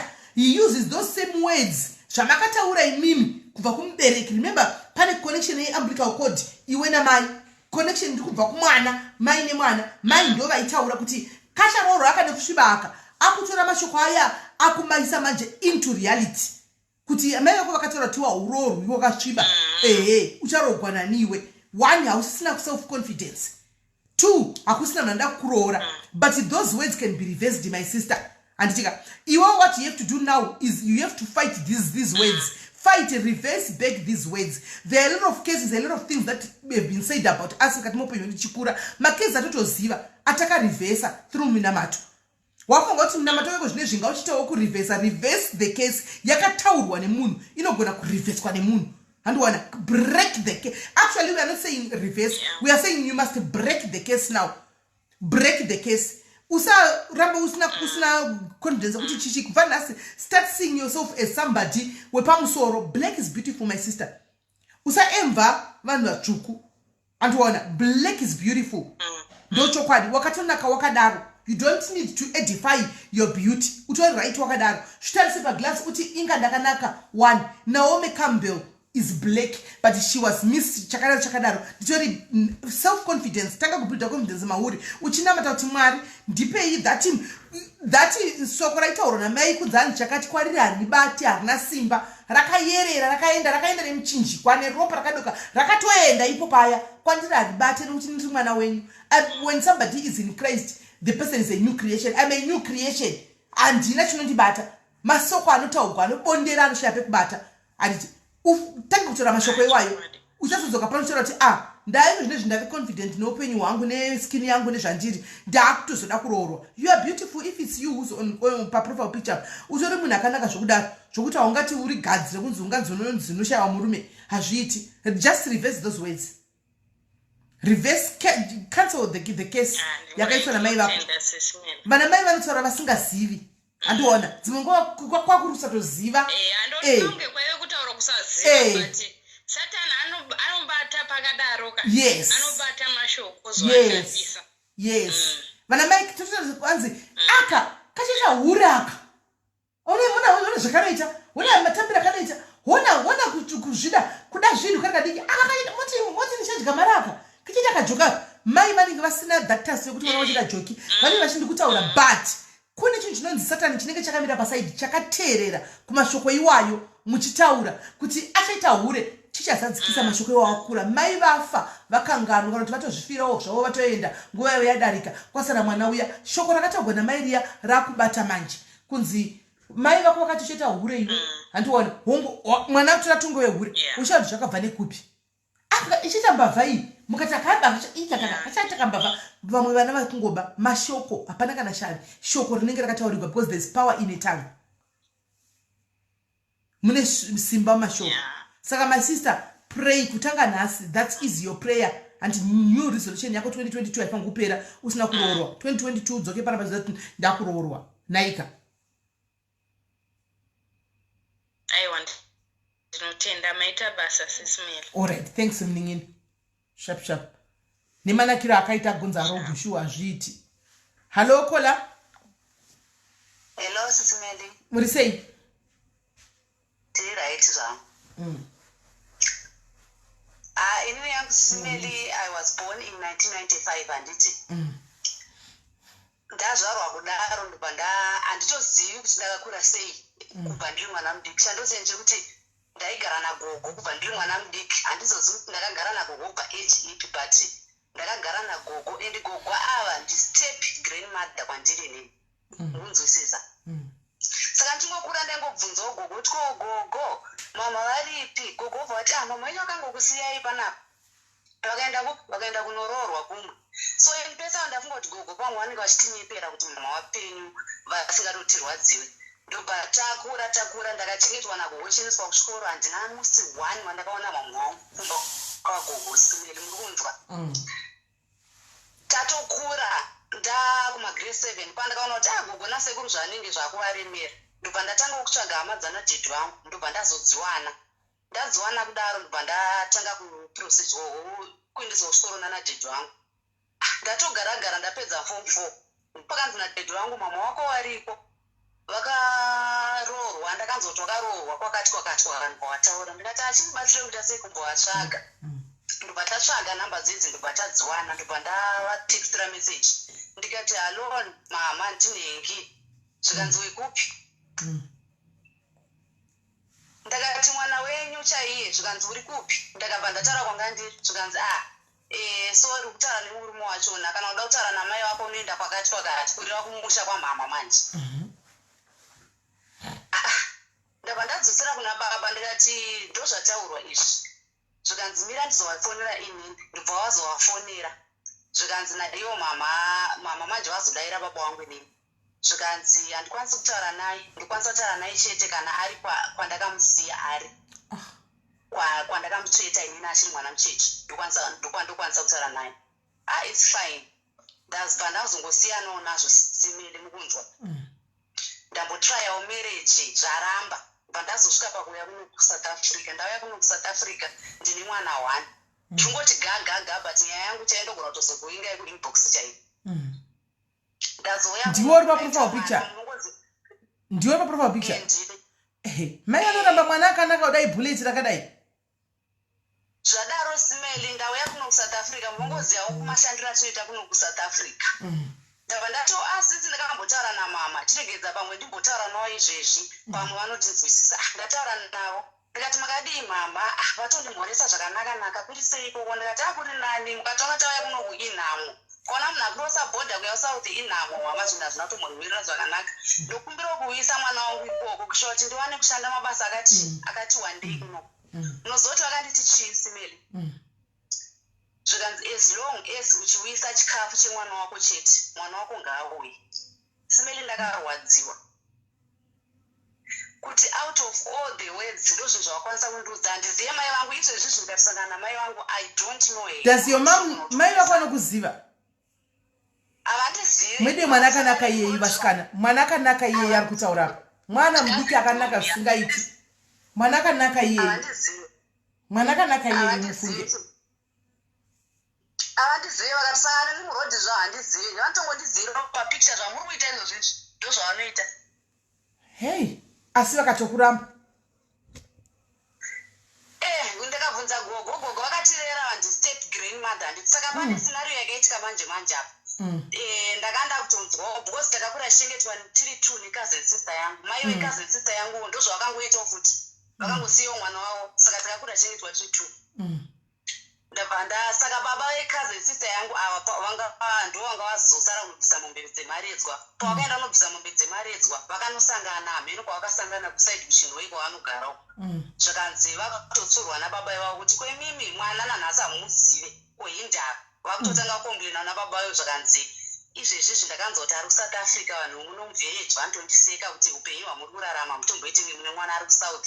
Asi ndambodya kana dhora rake. Ndakambomubvunza ende ndakatombovaudza kuti mama ndiri kuno ndiri kufaitira kuchengeta gogo nasekuru. Izvezvi ndakarerwa kunoda mombe dzemaredzwa mombe dzehumai dzimwe dzisanasira neni kuti ndipi. Handina kana mari. Vakutonotaura kuna baba vayo zvakanzi handisati ndatombodya kana dhora rake. Smelly, handambvira ndapfeka kana pant yakatengwa namama wangu ndichikura. Kana penso handizivi. vakutoti saka iwe but iwewe why would you want to send your daughter kuna mai vausingasivi vanhu vekuchechi ndovainditi haudzosire chitema nechitema amai vako ndamai vako chimbozama kuvapa chimwana pamwe ndopano vanoitawo bondi newe kana vakagara nemwana wako kunzwa ndobva ndateerero advice but anze yacho vakandipa saizvozvo vakandudza kuti as long as uchiuyisa chikafu uyisa mwana wako amai simerita zvamai vakatondizvara hanzi kwavari ikoko nemakuhu hanzi vane vana 5 vakomana havana kana musikana ndiwe wega musikana ndindega musikana musikana wacho ndino vanodai kumba uko inini handida kuziva ndakazvarwa 1995 havasati vadzokera kumba uko kwandakarerwa kwababa vavo ini because ndakakura nababa vavo nastep mother vavo zviroti ndisekuru nambuya havatotsikiko havatsikiko ende mbuya ava takatozoziva takura isu kuti ndistep grandmother vedu tasatozviziva vaitibata zvakanaka nyangwe nanhasi ndinochazondovatengereko zvese nyangwe ndikasenda mari nechingofila kuti ishoma nekuchengetwa zvakanaka kwataita kuwadi kuendesa mwana kuna mbuya vako iva vakachengeta mwana step grandmother ivavo ndo mbuya vako iva vakachengeta mwana problem ndeyekuti mbuya vachembera kuti ndovapa kuti mutoro kunovasira mwana futi hazvichaite kuno kwachona can you not stay with your daughter with your child mwana musikana mukomana mwana mukomana ndo zvandakatozoita ndichitori naye kuno gara nemwana wako kola akura zvakadii ani 4 years gara nemwana wako kola unoendesa kumacreshi uchitora mwana zivaroira ndinoita confusion semeri sometimes handirare vanhu vanenge vachinditi tenga zvakadai tenga magumbeze ndotenga magumbeze eiko kunge ndakavatadzira ina handina chandakavatadzira chiko tenga magumbeze uzodii saka pandaitorongwa pamwe april ndakaenda kuzimbabwe ndonosangana nawo but vakasvika ikoko vakandiramba futi ikoko because kana uchienda kuna april you have to be prepared for kana vakagona mai vasina mwana musikana vane vana vakomana 5 mwana wavo musikana wavakasiya ari kuvatsvaga voti kana uchiunza chikafu kuunza mwana wako pane kuti vafarire kuti mwana wangu musikana auya saka paunoenda muna april be prepared for anything rejection inogona kuvapo kana kuti acceptance inogona kuvapo inini yai inondinetsa simeri saka ndakasvika pakubvunza gogo vangu kuti gogo ndimama wangu here zvikanzi iwewe ndo first born yachero baba vangu hangambonyeperi vakatondiudza kuti ava ndo amai vako ava takaita vana so tine maeji akadai but problem yacho ndiyei ini handizive simeli kana kuti vakandivenga kana kuti handitonzwisisi nditone confusion kuti ko ndo amai vangu here ko pakuroorwa kwangu vachazodiva nevaripo here vachidya chii don't force mbuya wako ndo vanenge varipo ndo vachadya ndo mai vako ndo vakuchengeta ivavo but wonaka usamanikidze rudo kwakatoitika disaster kudhara simeli handa kuzeni ndakakura necousin sister yangu like mwana wemunin'ina wavo munin'ina we akaita the same ndobva asiya mwana uyu wandakakura nayo akabva achiroorwa last year baba vacho ava vanogara kuno kujobek baba vemusikana munin'ina wangu murume wemunin'ina wangu paakada kunoroora akanosvikira kumba kwamai vaya kubhindura ukoko kwamai nini vangu ide nemunin'ina wamama wangu step father wacho vakutomudza kuti tikuda kuti upinde mumusha muno muchikuda $200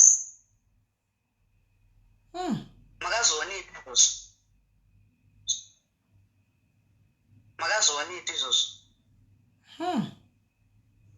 saka ii matoxic mother simili ariko and kana vanhu vachisekerera panze apa meetingi kuti zvinhu zvese zviri right kuvanhu but ini ndakaiona inonzi life kunana mai handina mai nshoti handina kana mai wokusheya kana sometimes zvinotonditrafani vamwe vachiemera namai vavo ini handizvizive ini ndakakura ndisina ndaitongoemera mbuya ivavo ndo handoziva zvekuti kune mother and daughter love handizivi handina dai ndakatongonyorewo kana mubhuku ravakatenga ndaimboti nyange zvikanzi munhu waroorwa page 2 simile there's no way I believe in there's no way ungakanga nomwana wako azviiti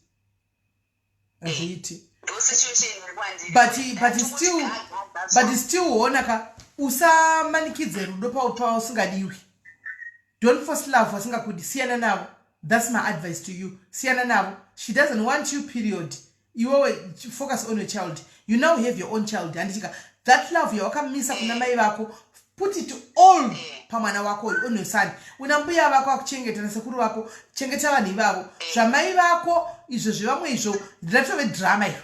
Iwewe mwana wako isarudo, make sure your son is the best life ever kana uchiri kurarama.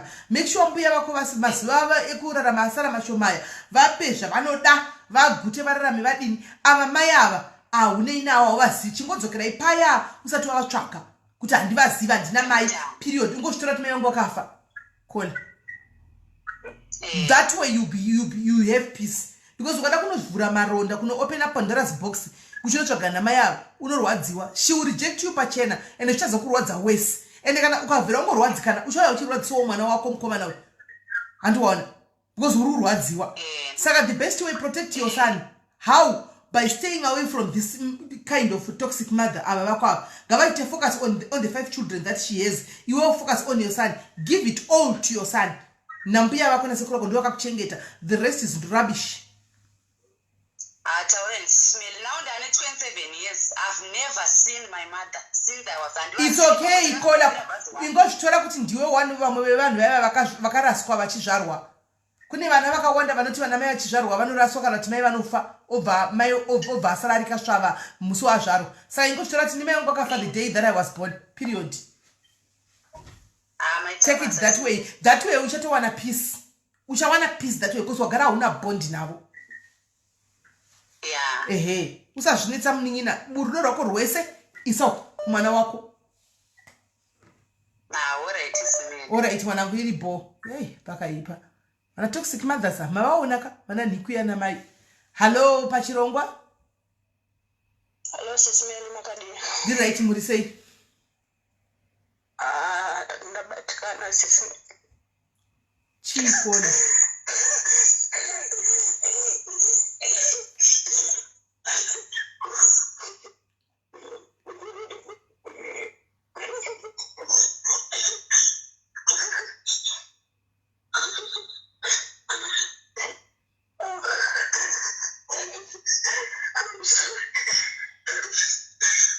I'm sorry, SIS MELLY. It's okay, Kola. It's okay. I'm at a breaking point.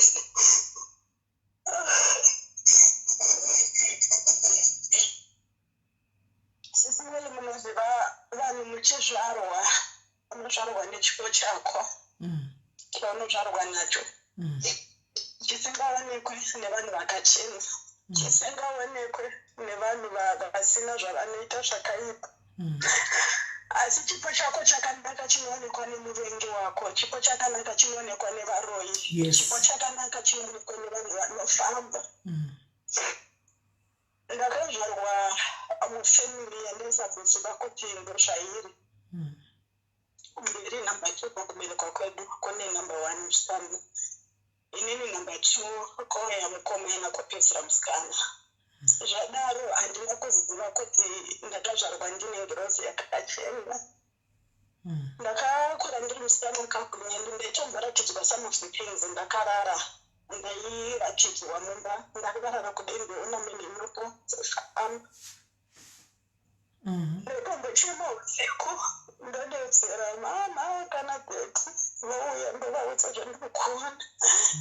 Ngati semwana mudiki ndengonyaradzwawo nzvinonyepa pane zvauri kuona. Amaguru kufungidzira. Ndakakura ndichimbodaro isina independence. Ndakaenda kuchikoro ndaigona but ndagara ndichimborwara. Chishe kuti chii kuenda madoctors mahospitals hapana chaiwanikwa. Ndazoitawo mba yangu imba kutamburira. Ichavaziva kuti chii. Baba vangu vakazoshaya vakangosiyawo zvakadaro. Havana kukwanisa kufamba neni kana kufamba nesu. Mai vangu vakabva vahwanda nechipostori.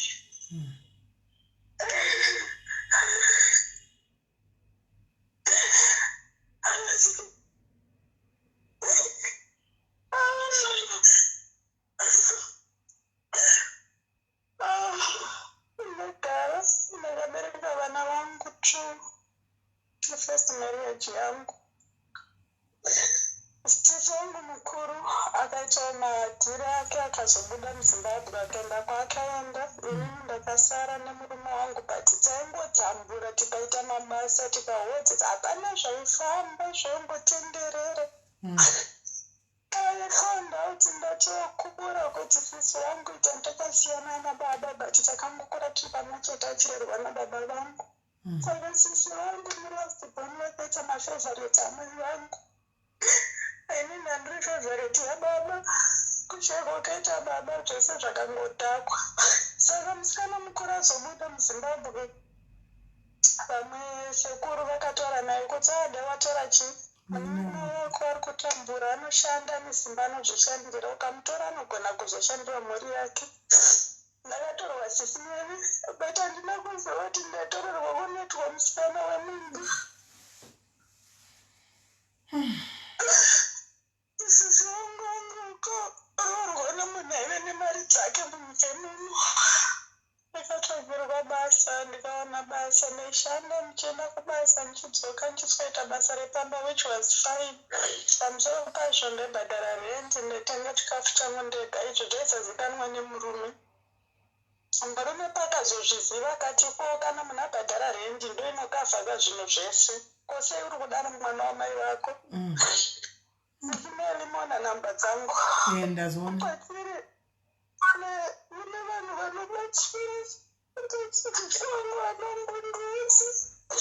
Emsona akandipa the longest and hardest way yokuti ndikonzvinopeka.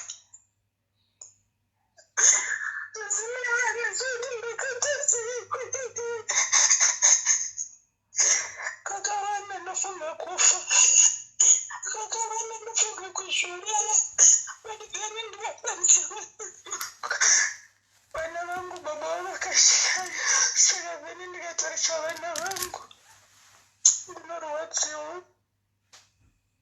Ndakazobva maoko asisi vangu kunyika kwandiri.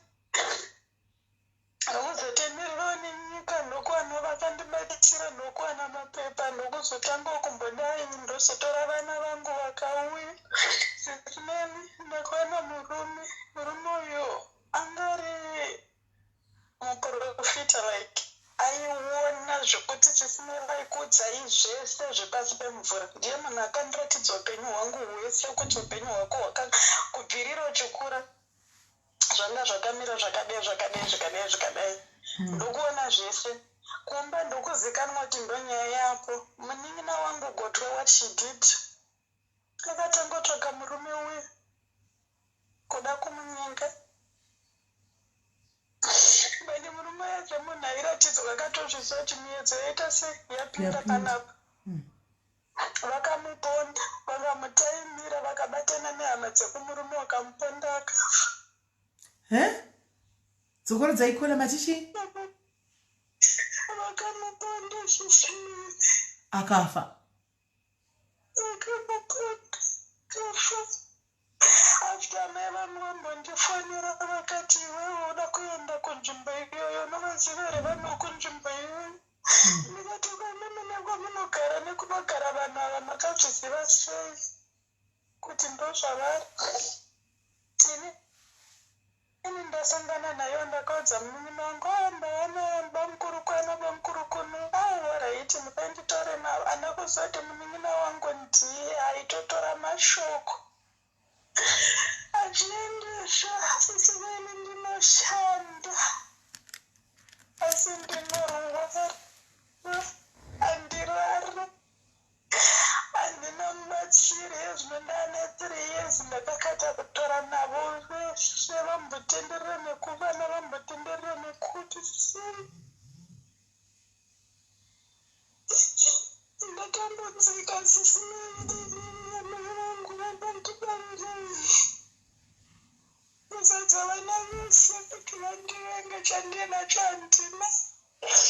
Kufamba ndega nongonzvini mudzimu ndowo wakuurayirwa. Pamwe pacho munhadzidai vandiuraya ndafa.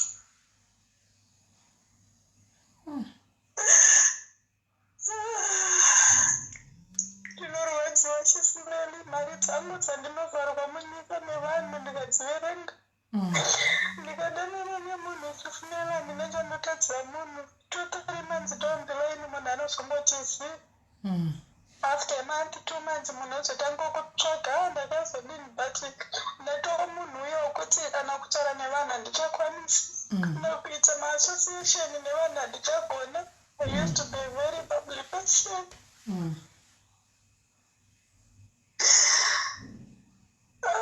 Vabereki vanotirwadza kachindipa mwendo rakabata vangu vachindiyambutsa pamwe ndakufira kuhope ndichirwara. Ndinomuka ndakatota nedikita but pandinomuka ndendaona baba vangu vachinditi kurumidza kudzokera vana vavo vanokuda. Right, Kola. Kwauri iwewe, I think matauro ari kuita nyaya, it's a case of mudzimu uri pauri. Kola. From zvandakadzidza pamazuva apfuura panapa pazvichitaurika panapa ka, I think I learned a lot. I see usatomboblame vanin'ina vako havasi kuzviitisa. Zvitori pauri iwewe. Ndo zviri kuita kuti vanin'ina vako ava vakuvengi. Saka usatomboblame vanin'ina vako ava. Exactly. Vari kuda mudzimu uende pafavorite yamai anove uyu mudiki wezi ndiye anovaudza zvese zvekuita, ndiye anovatungamirira zvese, ndiye anenge achivapa. Saka mudzimu iwanoti ubve pandiri, vari kutorwisa neni. Saka mudzimu wacho pamwe pacho ndotomboti ndounondichengeta. But mudzimu unoshanda ina handizoziva wangu kundivanda zvemudzimu.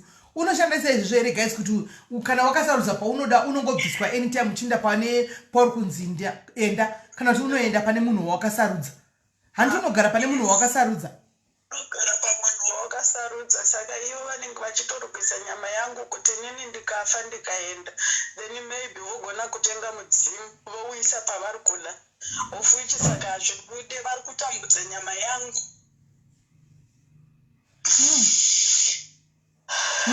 Madanha usari kuitika kunyika kwamuri woko. Madanha ese yamuri kuitira muri kunyika kwamuri koko kunyika iyoyo yamuri iyoyo.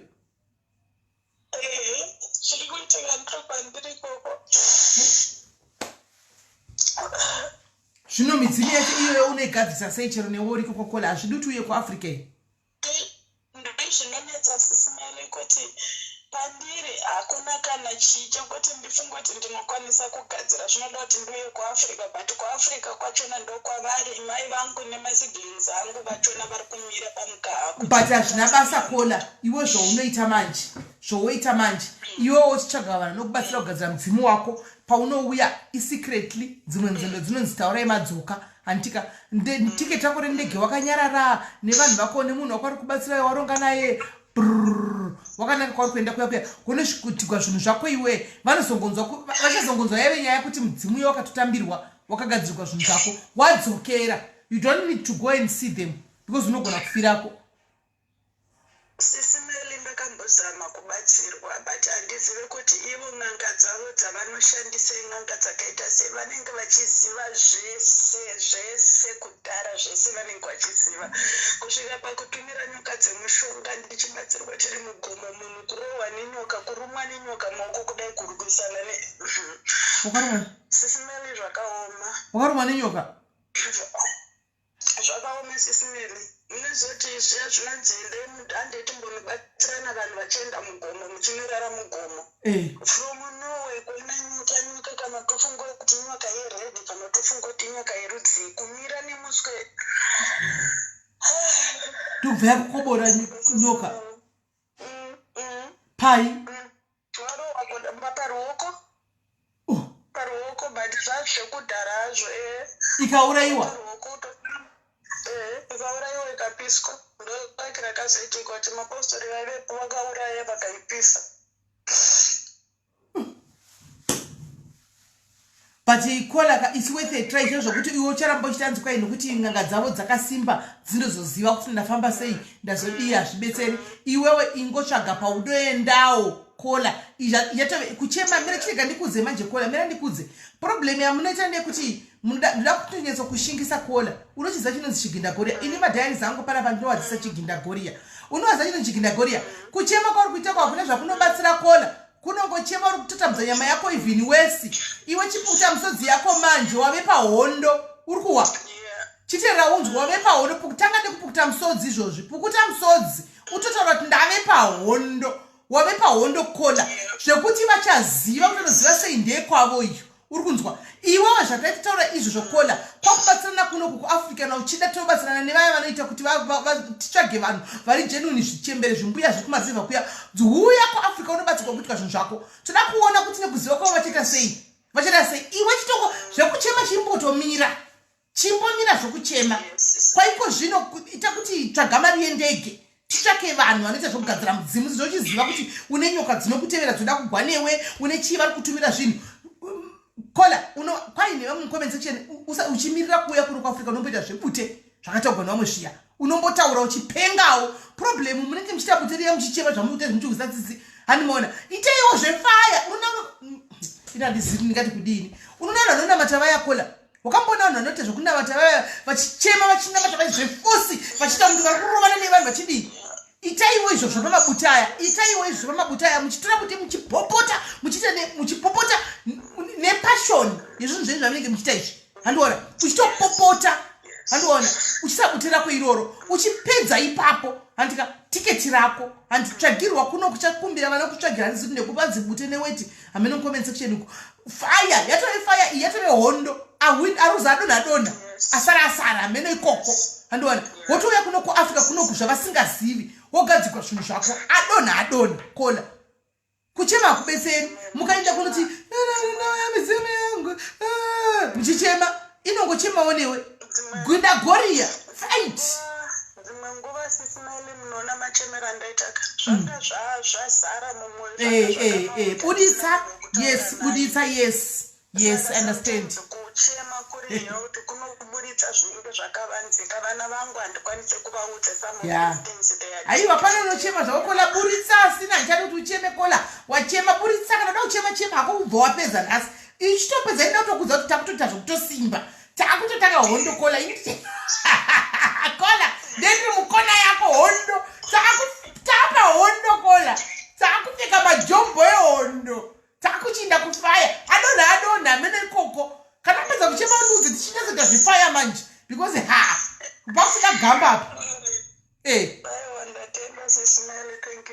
saka iwo ndibata kuserika kola kana uri serious tochi waseka wachema zvabuda handiti tochitsvaga vanhu vari serious wochibhururuka uchiya kunoku zvinoitwa rowa secret my sister uchibhururuka kutoda kuona n'anga dzavo dzizokuti ndedze pasi pemvura uya ugadzise zvinhu zvako kola uya ugadzise zvinhu zvako kola uya ugadzise zvinhu zvako vhiki ugadzise zvinhu zvako udzokere toda kuona zvanokuita sei vachadonha ikoko kwavari kuita zvavari kuita chadonha ikoko saka ukapedza ndibate kuwhatsapp yangu checheyaya titsvake chaivo chaivanyatsokuitira vanonyatsokuzvimbuya zvekumarizevha uko zvisingatogoni uitigwe zvinhu zvako usumuka uchienda hatichadi kuona kuti ndikutaura nyika yatitaura paunodzoka pana mavako uchitikanira maairtime kuti right mbinga yasvika vavhurira vekwako zvagadzigwa machisisiveni muruchiva airtime yemavhotsi muri kuda mina ndidire 5000 big mavhotsi aitrove zvokuenda ndo zvine pahunge zviripo uri kunzwa kucheva kwatopera so next time ngatangane kuseni tione kuti haufa tinewe muhondo alright sharp okay sure right gatimbotora hello kola hi is it SIS MELLY? Yes, how are you? Fine, yourself? I'm good. Good. My name is Kubus Kuman. Yes. I'm working with Oshit Mutunami. Okay. And he asked me to just give you a ring quickly, just to confirm a few things. All right.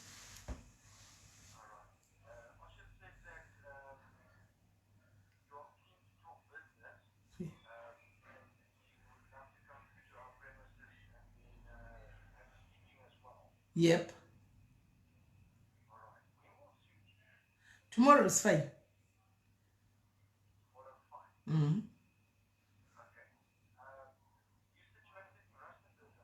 Yep. So what time tomorrow is taking travel into consideration? I think probably, let's say past 12, I'll be there. Past 12, yes. Past 12 in the afternoon, I'll be there, yes.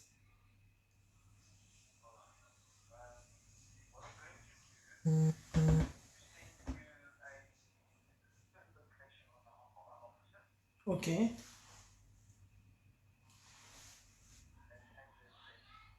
All right. Okay.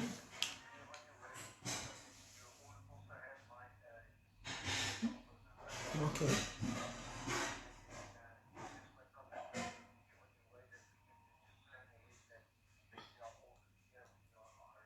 No problem. Okay. No problem. I think for now, nothing else. I think he can tell you what we spoke earlier on. What I inquire, he can tell you so that we can. Apparently, you caught me on a very bad time because I'm on live. I'm with my people on live. So yeah, I think he can. Yeah. So we can actually talk tomorrow.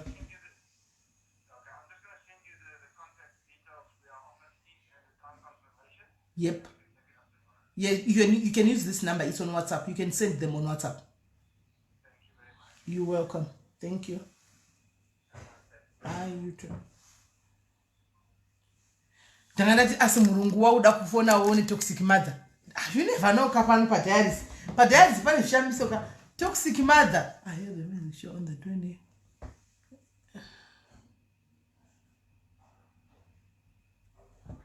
Paita business mbumira ni boda vira. Paita business.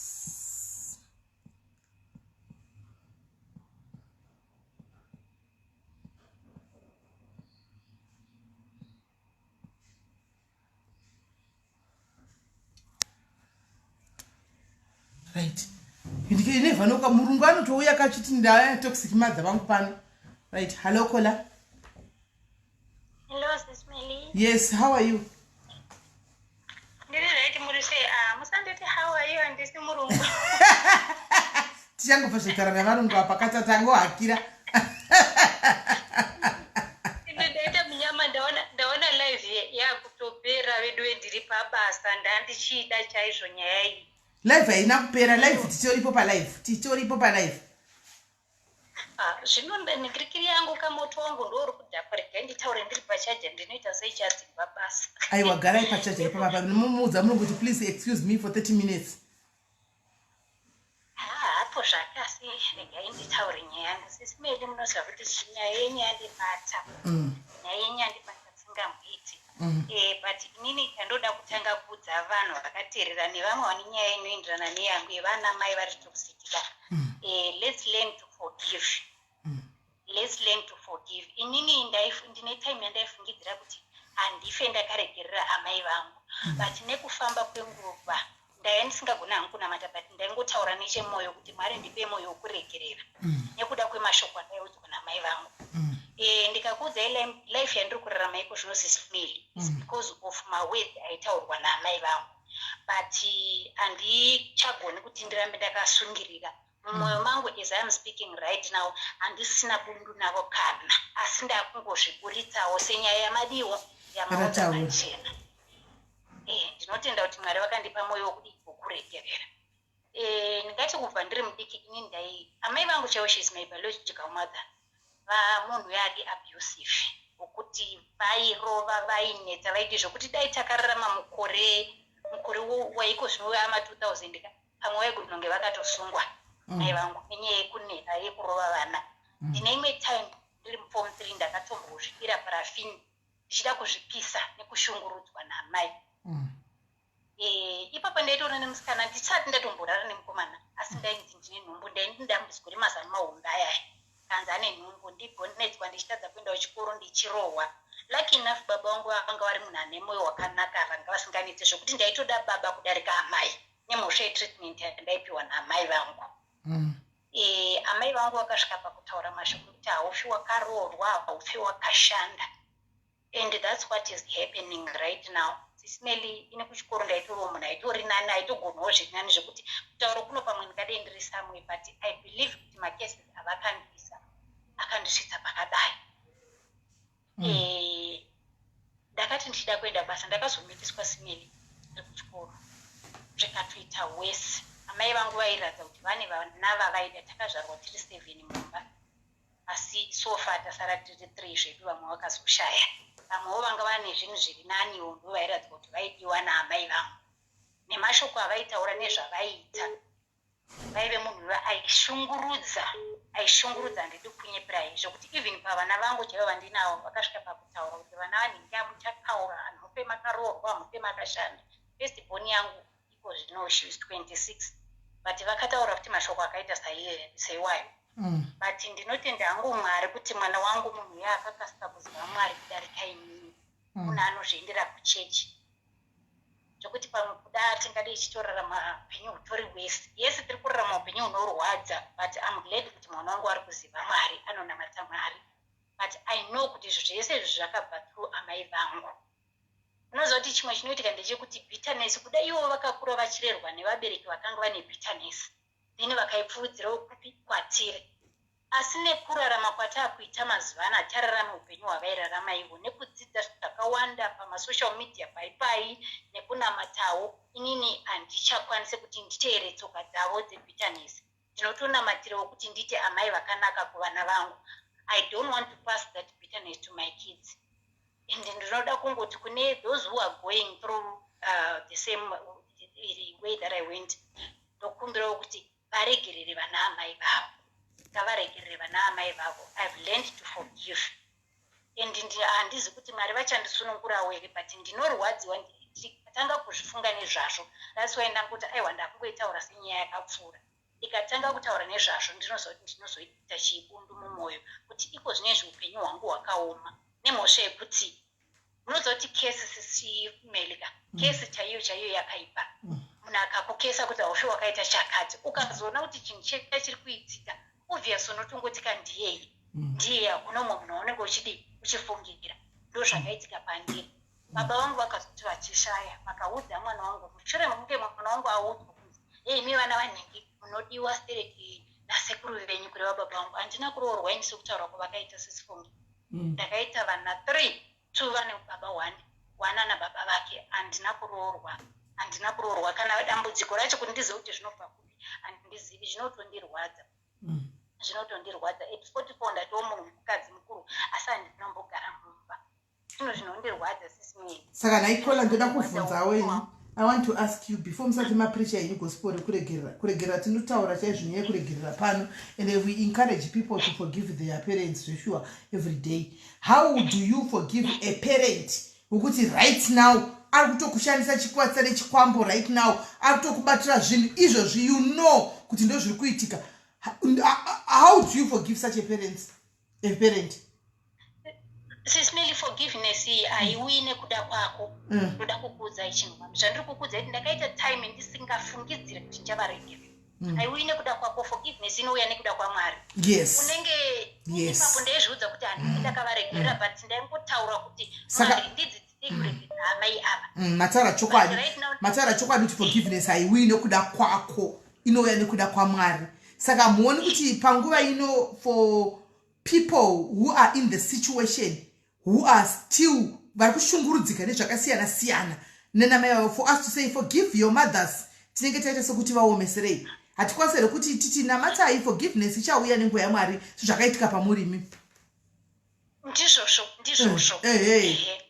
saka ndizvozvo inini ndaingotaura nechemwoyo mangu kuti Mwari ndigonesei kuti ndivaregerere because I was so bitter Sismeli ndairohwa zvimwe zvekuti mozoti ndakakura izvozvizvi kana confidence chaidzo Sismeli handidi kunyeperai handina confidence chaidzo zvekuti kana ndiri pane vamwe vanhu nenyaya yemakudzirwa andakaitwa mozoti mwana wekuti unenge uchingorohwa uchingodidi kuchechi ndaiti ndikaenda kuchechi so vanenge vakanditarisa neziso riya rekuti uri kuitei even vamwe vanhu vaitondudza kuti amai vako tinovatya zvokuti shamwari chaidzo dzaitotya kutamba nini kuti mai vanhingi uya tinorohwa unoziva saka unotamba nevamwe chirudzi vamwe vana vachitya kuti mai vanhingi uya tinorohwa. Kuchikoro chako ndandisingasununguke kuchechi chako ndaiti ndikaenda kuchechi ndikangogara kana kucheuka kudai even mamadzimai emuchechi aitozviziva kuchechi ndaimboda zvekuimba zvezvekukasarudzwa kuti mayuthi imbai pamwe ndosarudzwa. I believe forgiveness is not forced, guys. One thing, let's get one thing clear. Forgiveness, yes, we preach forgive, but let's forgive, but forgiveness is not forced. We can't force people to forgive. And Mona, we can never force people to forgive because they are in the situation. Ndova no ziva what they are going through.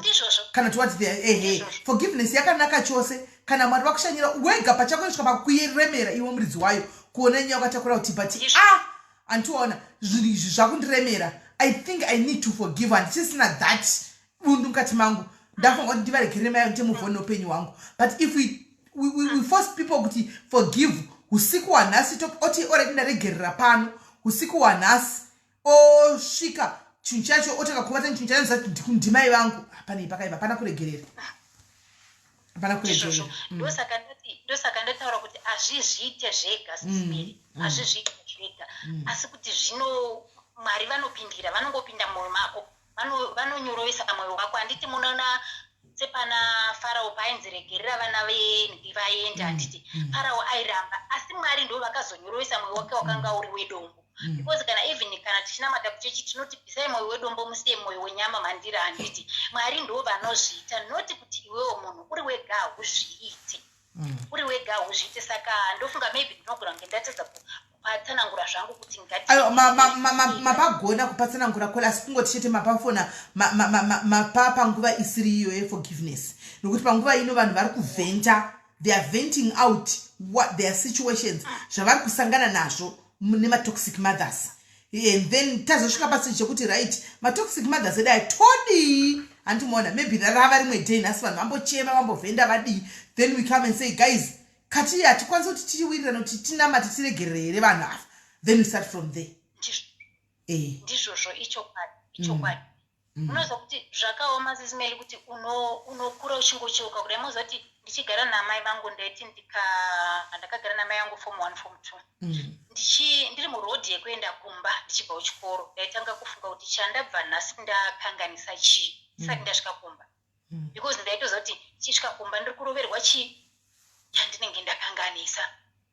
Saka haisi nyore kuti unenge uchisvika kumba utanga kufunga kuti nhasi ndakanganisa chii zvokuti nyangwe uri kuchikoro kwacho you won't concentrate. Kuconcentrate chaiko kwakaoma kuti ufunge kuti ndiri kudzidza apa ndichadzokera kumba. Sezvandambotaura kuti at least ndaive ndina baba vaizomboti ndaitiwo kana baba vangu vakanga varipo sometimes handaizorohwa but kana baba vakanga vasipo ndotoziva kuti ndiri kutobinwa. Ndikaita imwe time munoziva kuti zvevana zviya zvemunoziva kuti kuma 15-16 ndo patinongotanga kuita tukomana. Ndikaita mukomana ndisina zvandakamboita naye mukomana iye mwana akabata akabhurwa zviya zvekubhurwa zviya zvakaoma sisimeli. I'm laughing about it now nenyaya yekuti zvandambotaura kuti aiwa hazvisisina kudii kundibata hazvisisina kundibata hangu kuti aiwa Mwari chii plus iko zvino neage yacho yavavi kuti shuwa saka matove ne44 imimi musati marogwa. Ndine sisimeli ndimai venyu rakazvikonzera kana kuti ndimi wenyu musiri kungonyatsokuda musati marogwa ii zviri kutoramba. Saka mai venyu vanopinda papapa nokuti mai venyu vangokurova vaive toxic pakungokushungurudza imwe mwana mudiki apa vakabata here something kuti musarogwe. Handizozivi nekuti zvandambotaura kuti mashoko avaizotaura ndo andakuona nhasi achimanifesta because kana munhu akakudza kuti haufa wakaroorwa haufa wakashanda then iwo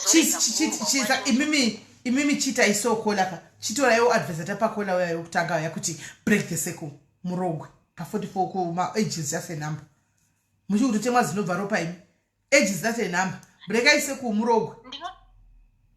Ndinotoda simeli ndinotoda mungatidza kuida mbolipopu izvo zvimbolipopu hamusi kutoida hani munoti zvitoidawo brekai kesi kola muvati nembolipopu usiku hwese brekai kesi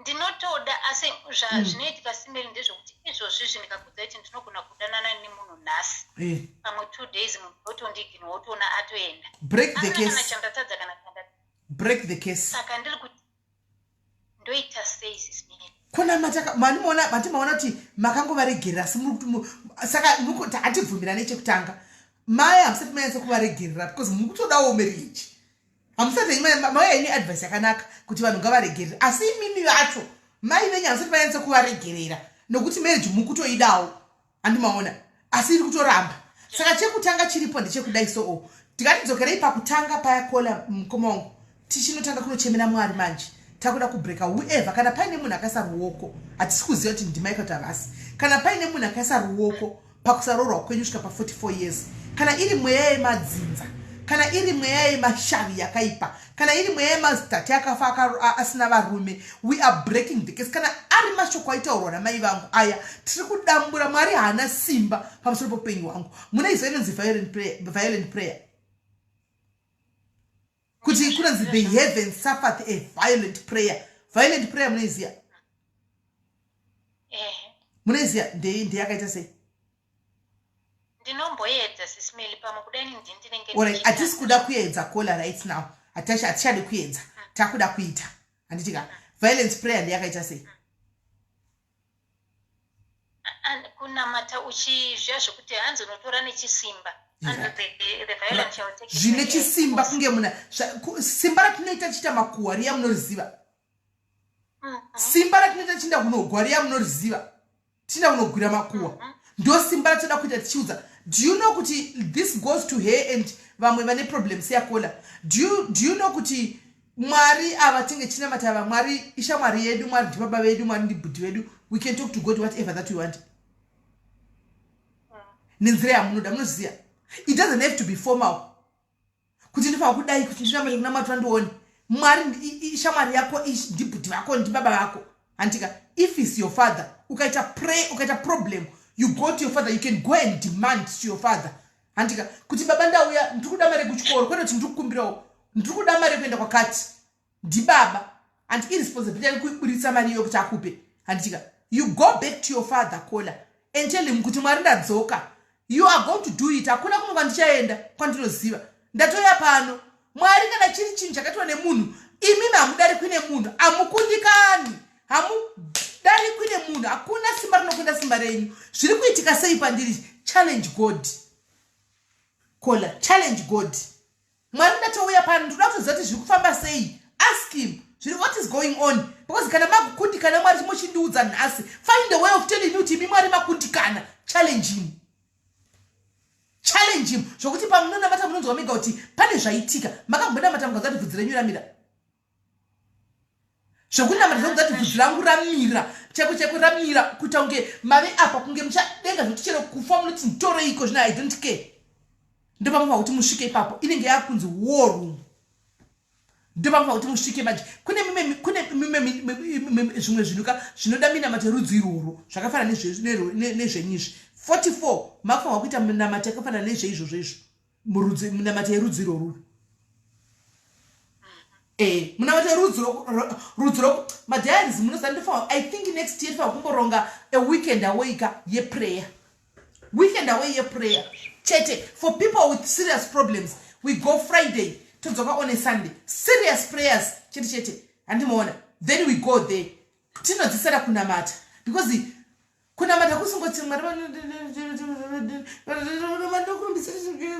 amen handimaona pane mamwe pakuti si depending nesituation yako yaunayo tinoziva kuti if I play pano ndienda zvokutamba remember kwatidedzera Mwari uyu kwao tiri vangani vari kudedza kuna same God how many problems are we submitting to this same God vhorerai fire daridzai overtakai mimwe minamato yakaiswa kudhara wenyu uinde kumusoro kumberi ikoko uinde panamba 1 ipapo ndio minamato inenge yakudiwa munoroorwa kola declare hondo this is war but I'm telling you it's not gonna be easy because at 44 pane maspirits akawanda anenge akatokomberedza animaona kune hondo dzakawanda dzinenge dzichokurwisai ndikare animaona dzaripo the moment yamunotanga muchazodzoka muchati isimene mukapusa munogona kugumira panzira kuti ndakundikana miedzo chaikwanisi but panotoda akasimba charamba akamira svika pamagumo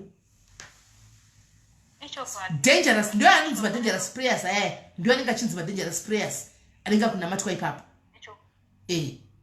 saka zvekuti muti mai vangu ndakahovaregera ndakahodikola musati mavaregerera mai venyu because kana makavaregerera mai venyu muchaura kuti hai ndakatozvigamuchira kuti zvemereja ndabasa nazvei anomaona ndokuregerera takungoita zviripo but kana muchiri kuda marriage kora kana maroorwa muzotanga process yeforgiveness ishi zvinhu zvenyu zvavhurika mawana munhu anoyachitaura kuti ndauya ndakuda kudai handika muchitanga maneti Mwari I think ndakandichizudza kuti ndakaregereraka but mukati ndanga ndisati chizarirai mwoyo wangu manje ndichinatso kucleana pasara paya kuti pandoenda kuna mai vangu apa zviite nyore. Ehe handiri kunzwisisa. Aiwa musacheme mukoma, musacheme zvenyu mukoma, musacheme. Handimaona tinemiwa you were trying to forgive. That's good. You were trying to forgive. But mukati muchinazvo makabatikana. You were trying to forgive.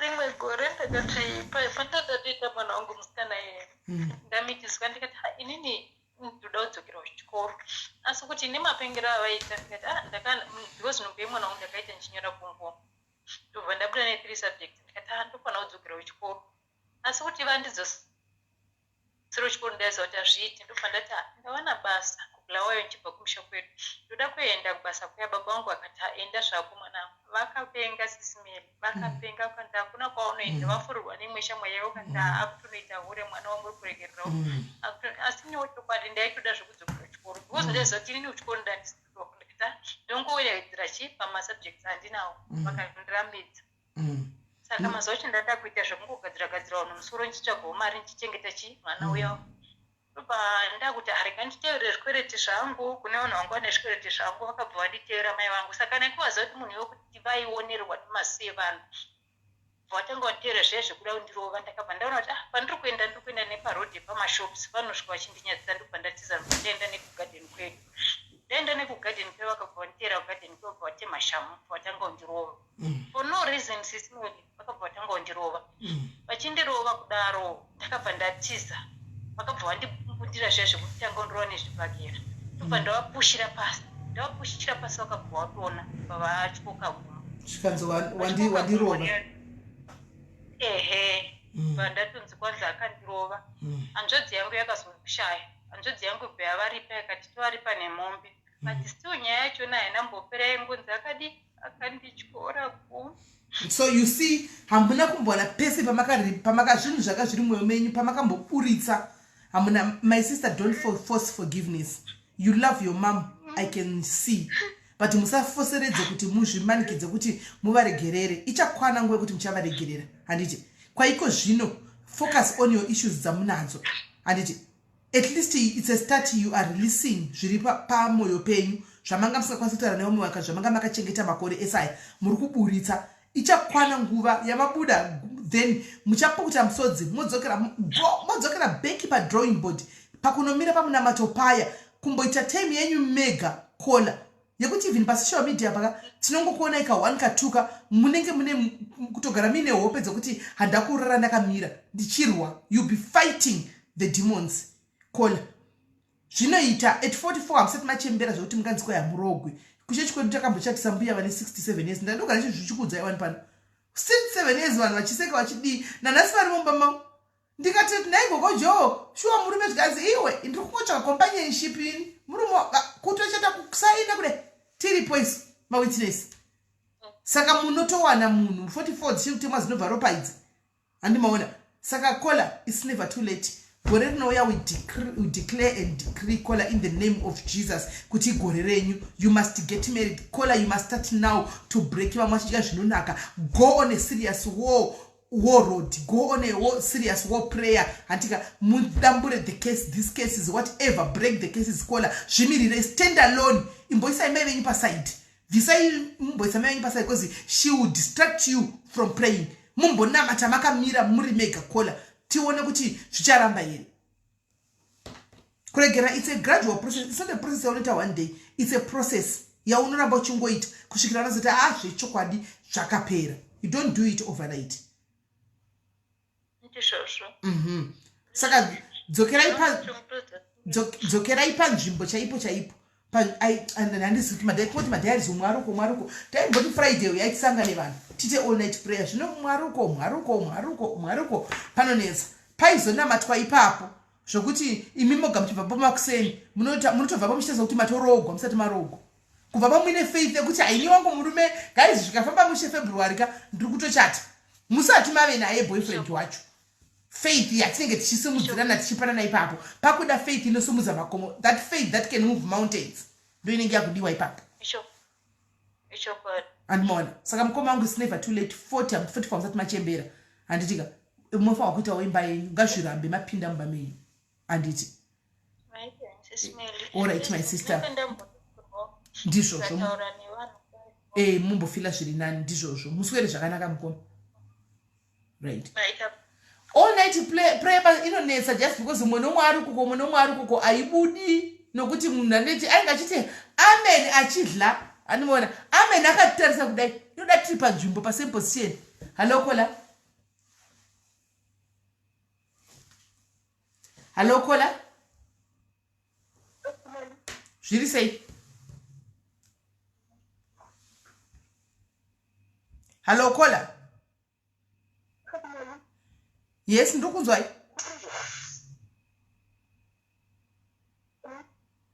kola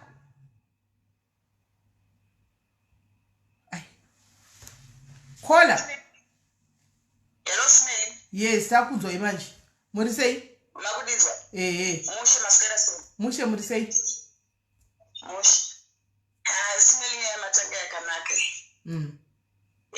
inini ndakakura namai vangu vakasiyana nababa vavo ndina baba vangu tichiri vadiki inini ndanga ndichinda ndichitangori murwa lasibonimba medu vanzi yange iri mimba handiti saka mai vangu vakaita upenyu hwekunogara kumapurasi mai vangu vanga vari munhu ane hasha anototyisa kana nesu vana otanga tisina kusununguka handiti muri kunzwa Smelly takateerera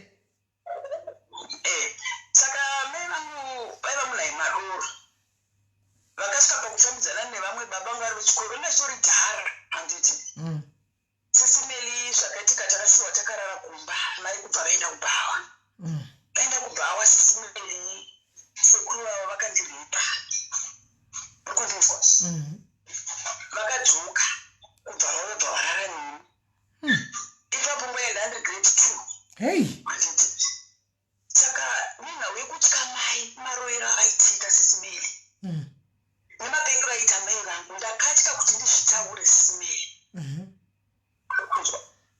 ndakagara nechigumbu ichocho Smelly kuti nditaure ndotya kuti ndorohwa kuti unoziva zveruhwana unenge usindakera zvinokonfusa vana futi zviya zvokumbu mai vari chikitiki kuvana ndozvandaineri Smelly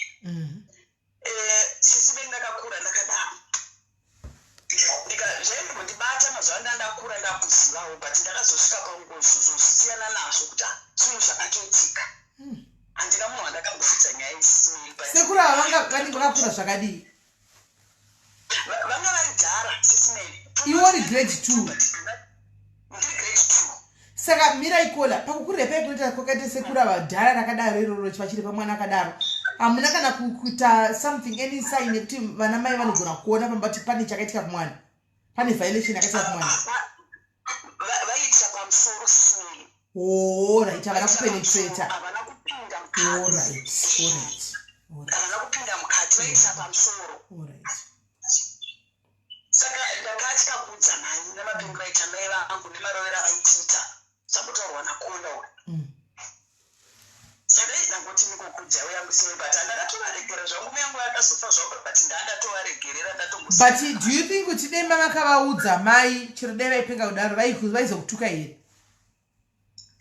panguva yacho naiyo ndaifunga kuti pamwe ndotozorohwa pamusoro pazvo ndozvandaifunga because ndaiva mwana it was 1991 grade 2 handiti maona zvangu masikana mudhara achifemera mwana unenge achinyazohwa sei chaipo zvakati ndinonyatsoziva kuti vaitova pamusoro pangu zvindonyatsokuziva vakasanyatsikirira but chambedzo kuti vaiva pamusoro pangu vachizviita vapedza kubva vatondipukuta zvakaoma I'm sorry my sister vakazoindepi sekuru ava sekuru vazosiyana kuti namai vangu mai vangu batazoenda somewhere unokuziva upenyu hwekuti munhu aingokura chingoti apa zvava zvakaoma sei zvakaoma because mai vangu kubva kwavakaita kumusha kwedu hanzvadzi dzavo dzakati haugari pano nechine vana vako ungoziva zviba seizvi saka mai ndokuramwa kwavakaita vangotoita mapurazi handiti maona vachingohuravo at least vaihura nevana vavo zvaive nani vaihura navo zvakaoma sorry kola haureti sorry dzimwe nyaya dziri pano so dzogwadza vedu we kaningori tena ko pane munhu anguri abvira kufona apa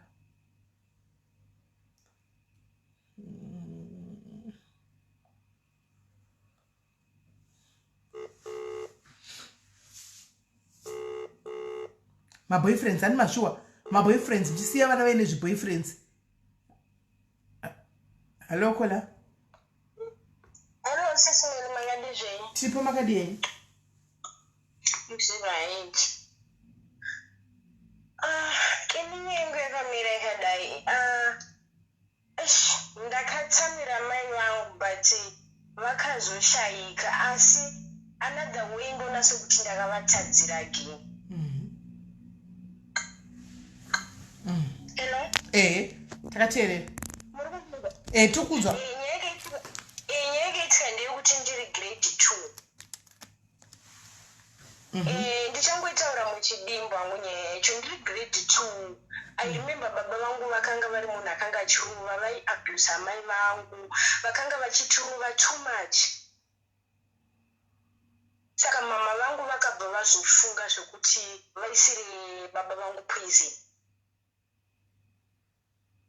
But pavaida kuisira poison vakatuma inini kuti ndiende ndinopa baba vangu maiwo akanga ane poison.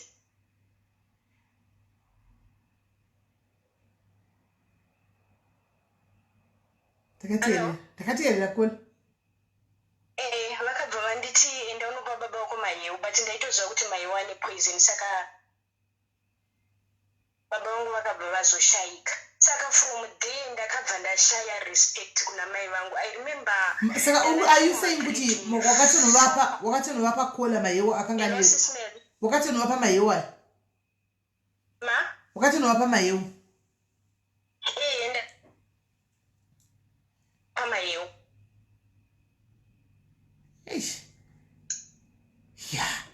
baba wakataka kurwara havana kutomborwara vakatongodonha vachibva vatongoshaika. ndirini uikola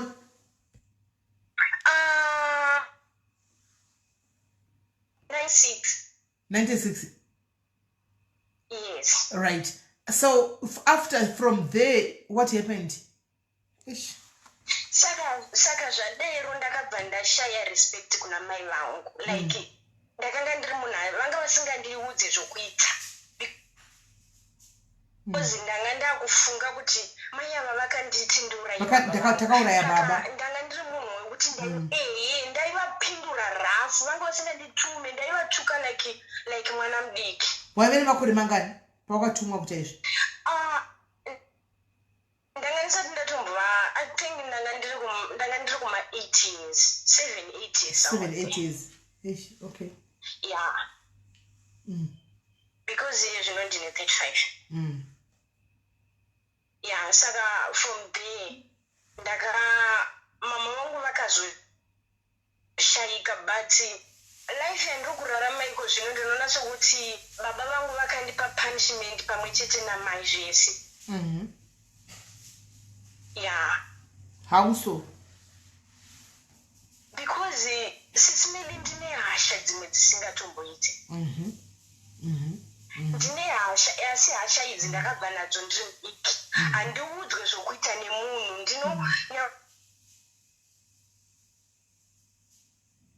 but ndikatanga kutukana navo vanochema titi SIS MELLY.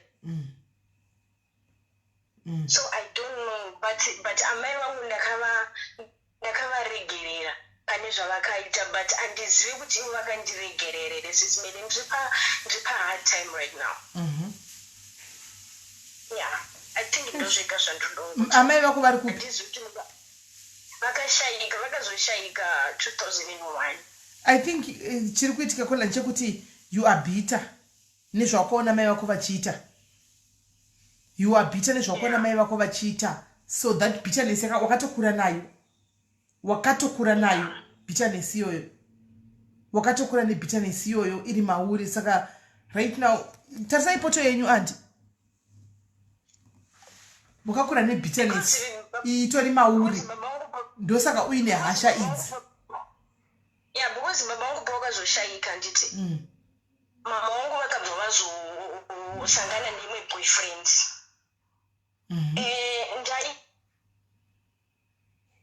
kuituka ndichiti handidi kuiona panapa ndaituka zvisingaite sisimeli ndichimutuka ukasenge mwana mudiki ndichitaura kuti ini mama handidi kuona boyfriend yenyu panapa mese ibvai pano pamusha pababa vangu mese ibvai pano and chimwe chinhu chavakandikanganisa ndichokuti vairara pabed vachiita sex ini ndakarara pasindaimuka that time ndoti imi mama muri kuitei muri kundiitira noise ndakavata munhu muri kuitei ndichivatuka but that time ndandiregret 4-5 vakakukanganisa zvachose maiva vakakukanganisa kola I think you need to sit I know ungatotitaura idu but I know I can imagine guys kune vari kuandastanda mwana uyu at 35 you can imagine the life that one mai vake vaihevha sex pambedha iye ari pasi 2 akashandiswa kuuraya baba vake hanimaona atokura achiziva kuti ndozviri kuitika imagine the bitterness akakura nayo achikura achiziva kuti vana baba vamwe vana nababa vamwe vari kudai vamwe vari kudai ina handisina mai vakadai une ghost kola do you have a ghost account be honest on Facebook no andina ghost account unombotukana nevanhu mufacebook zvokudaro no because normally vazhinji vana vakadai so ndo vanhu vakadai so vane maissues anenge akadai so ndo vamunoona vari zvimbwa mupengo vai vachituka zvokuti do vaine maghost vaine chii anenge ane mamwe maissues yes because hate people finds pleasure in hating others hanimona kola you need serious counseling unoda counseling itori serious umboyeso kuita open up kuna nogona kubatsira if you are willing uda kubatsirwa if you are willing because this bitterness uchakura nayo kusvikira waenda yeah because secret ndototanga kutoitaura hakuna munhu anotombozviziva yeah ndakangozvichengeta kubva ndinodika ndina hapana anotombozviziva even masister angu even brother vangu hapana anotombozviziva kuti baba vangu vakafa nechi and mama vangu vakazoshayika so now ndangosara nemabrothers nemasisters so now nokuti are you married no I'm not ndakatobuda mumba nekuda handi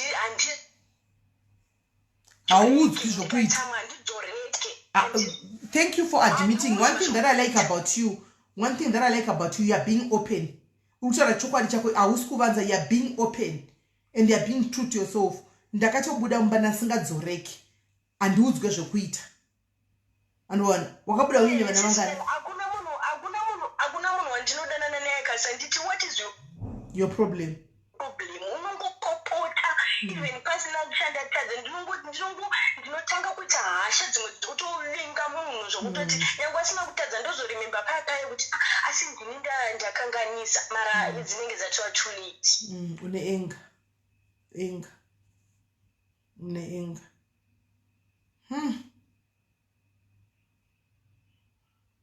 nai ndongoda ndizive kuti ndiite sei dai baba vangu nyange vakashayika dai vandiregereyo because ndomunhu andikuona senge ndakatadzira mune enga inzwaiwo uyo anozvita anoitaura zvisina basa rese kwai I don't agree with you vanhu vane enga vakangasa nevhengevhenge usada kunyepedzera kudaro usada tombonyepedzera kudaro zvako don't nyepedzera kuti anzi kwaive vhengevhenge was just a group itira vanhu vakaita enga vaikanganiswa nevanhu vaiunza nyaya dzavo kumvhengevhenge that's the correct term to use vakakanganiswa nevanhu vaiunza nyaya dzavo usati mvengevhenge igroup zvakafanira diaries haina chainokanganisa munhu but vanhu vari padiaries ndo vanogona kukanganisa comment section. I'm talking about comment. And don't ever tell us kuti munhu wese angaripo. Not munhu wese angaripo. Tikabvunza vakaona matombozivi chinonzi ndenge but ukaona enga yavanenge vanayo bitterness yavanenge vanayo kuna masingatombozivi magroup akambotika kumasuro but bitterness enga yavanenge vanayo vachituka vanhu. Don't tell us about that. Don't problem. You don't want to face your demons. Moda kutsvaga something to hide behind. Iwe when you're up, you want to find something to hide behind. Face your demons. Tasana nema demon ako. Fair straight so. Uchaona tinodambudziko problem yako iri papi. Tataura ne vakawanda vanochesa magosta vatu vanoya pano vatakataura navo and then we understand them because we talk to them. Ruru Jones I don't know. Yes.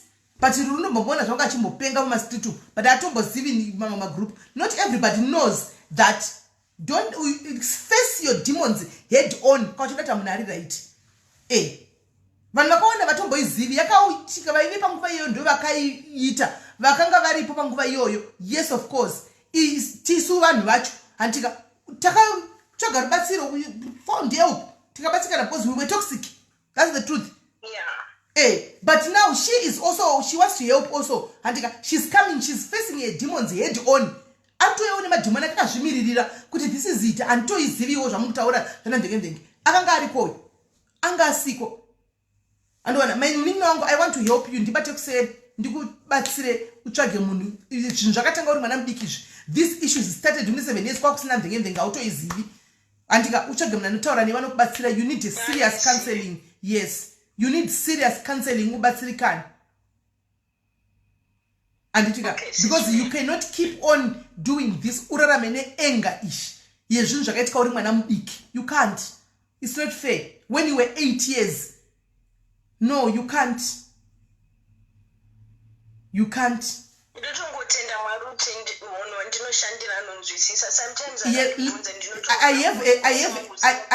Ndatoita hangu kansela bva atoda kubatsira munin'ina wangu kuseri, so I'll talk to you kuseri obva kubatsira. Number yako ndatora ndinayo, so ndichakuita hook up votaura nemunin'ina wangu anokubatsira. All right, thank you munin'ina wangu, thank you for opening up. It's for your own good. And it ndichange ndichikufollow out uri say get well soon. Guys, vanhu vakaremerwa kuremerwa ndokwakaita vanhu. Hello Kola. Hi, how are you? Hi Kola, how are you? I'm fine. First, we don't want to Kola, but just before me, and then I'll say maybe. I wanted to say Kutukuna Kola. I want her to know what she went through. She was a very young child. And imagine when you are 9 years old and you know you've met at someone and you can't tell anyone. Even if you say you've forgiven, you've forgotten. Even you find good around 35 years, soon after that. And she imagine the impact on a very young on a child. If I had not taken that cab, so it's not spiritual, it's not ngozi or anything. Because at the end of the day, they know ngozi aende pane munhu asina mhosva. Munhu anenge ane ngozi ndiamai. Just like any other day, aitumwa baba wako sadza kana kuti baba vaituma kuti ndanopa mai yako chakati. All she did was perform her duties as a child. But sezvinei zvakapedzera zvaenda nerimwe rutivi. And anofanira kuzviregerera. The first step to her healing anditila is forgiving herself and knowing that she's not the one who killed her father. Amai vake ndo vakauraya baba vake. And zvari kuti zvoni I always lash out at people. Ndinotuka vanhu, ndinotuka every person that I meet. Ndakabuda mumba nekuti ndaisateerera. It's because haana kukwanisa kubudisa zvanga zviri pamwoyo wake. That time yaakaziva kuti this is what happened. Haana kukwanisa kuita come out kuti no, baba vashaya nekuti amai vakandipa mahero. If she had addressed that, she wouldn't be facing problem yaanayo kuti now anotuka munhu wese because she feels that now ndikasataura paipa ndakanyarara and look where it's led me, Bongo simple. So now she always wants to address everything. Need addressing. So she needs to seek counseling. She needs to pray about it. She needs to know kutuna mari vakachena. Vanofana kureuro maybe namai yake vasisipo chokwadi at the end of the day. Kana variwo vakaura ndivo vakaura. Havangakonseti vamai vake vanga vakazorora in peace wherever she is. Iye ndiye mupenyu. She is still suffering from the same. We've got a comment that is serious here. This is as induto that baba wangu vafe. Lynn Mary, are you okay? Are you okay, baby girl? And then I'm very cool. Oh, okay. I was saying that she needs to let it out. She needs to let whoever vanofana kuzivisa zvakaitika vazive. Whether vanhu vachatichika not vanhu vachatichi, whoever is not going to believe her, she can cut them off. But she needs to set herself free from this bondage. Yaakapinzwa namai vake. Because amai vake vakaenda, handinonzwa kuti vanga vatore maboyfriends mamwe soon after killing the father. Which shows kuti iwo she didn't suffer from what she did. Vakapa mwana burden. So you find kuti ndo vanhu vaye vanozopedzera vakuita lash out kuvana vavo futi ende vana vanenge vasinganzwisisi kuti kusei amai vari toxic. We are breeding a generation of other toxic mothers and this guy. Her mother was toxic. Kana atora kuti ane hasha dzaari kutaura idzi. Potse ane hasha dzakadaro futi kune vana vake. Ende vana vake they don't understand but why is mom like this? And this mukona. So she needs to cut the circle. She needs to break the bondage and just come out and be honest with everyone. Because this is what happened and this is why I'm like this. I think I would believe in this. That's what I wanted to say about this one. Thank you, Sis Mary. Okay, thank you very much, Cole. This is serious. Lynn Mary, are you okay? I will give it to the counselor. Guys, imagine the trauma. Uri mwana ushandiswa kuti zvinhu zvakadaro namai vako. Hanzi my father vafanire kuva vapenyu. Why? Mupei number afone, guys. Give her the number afone. Give her the number afone. Mupei number afone. This is, I don't know. I can't say this is so wrong coming from a child because I don't know the story. And this is mupei number afone. Ipai Lynn Mary number afone. Lynn Mary number afone. She's angry. She is angry. Baba wangu afanire kutorarama. Vanhu vakaremerwa kunze ku, guys. Don't take these things for granted. People are going through a lot out there. A lot.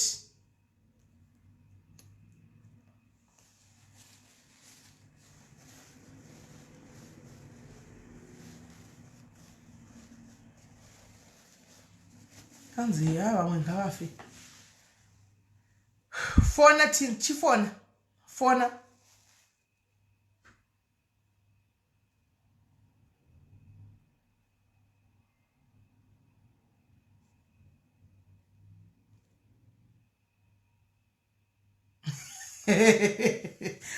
Some crimes akati ndakapasana chogova koma kuti vakuwadze vabongo. Vane kwamboita seiko. Ana baba.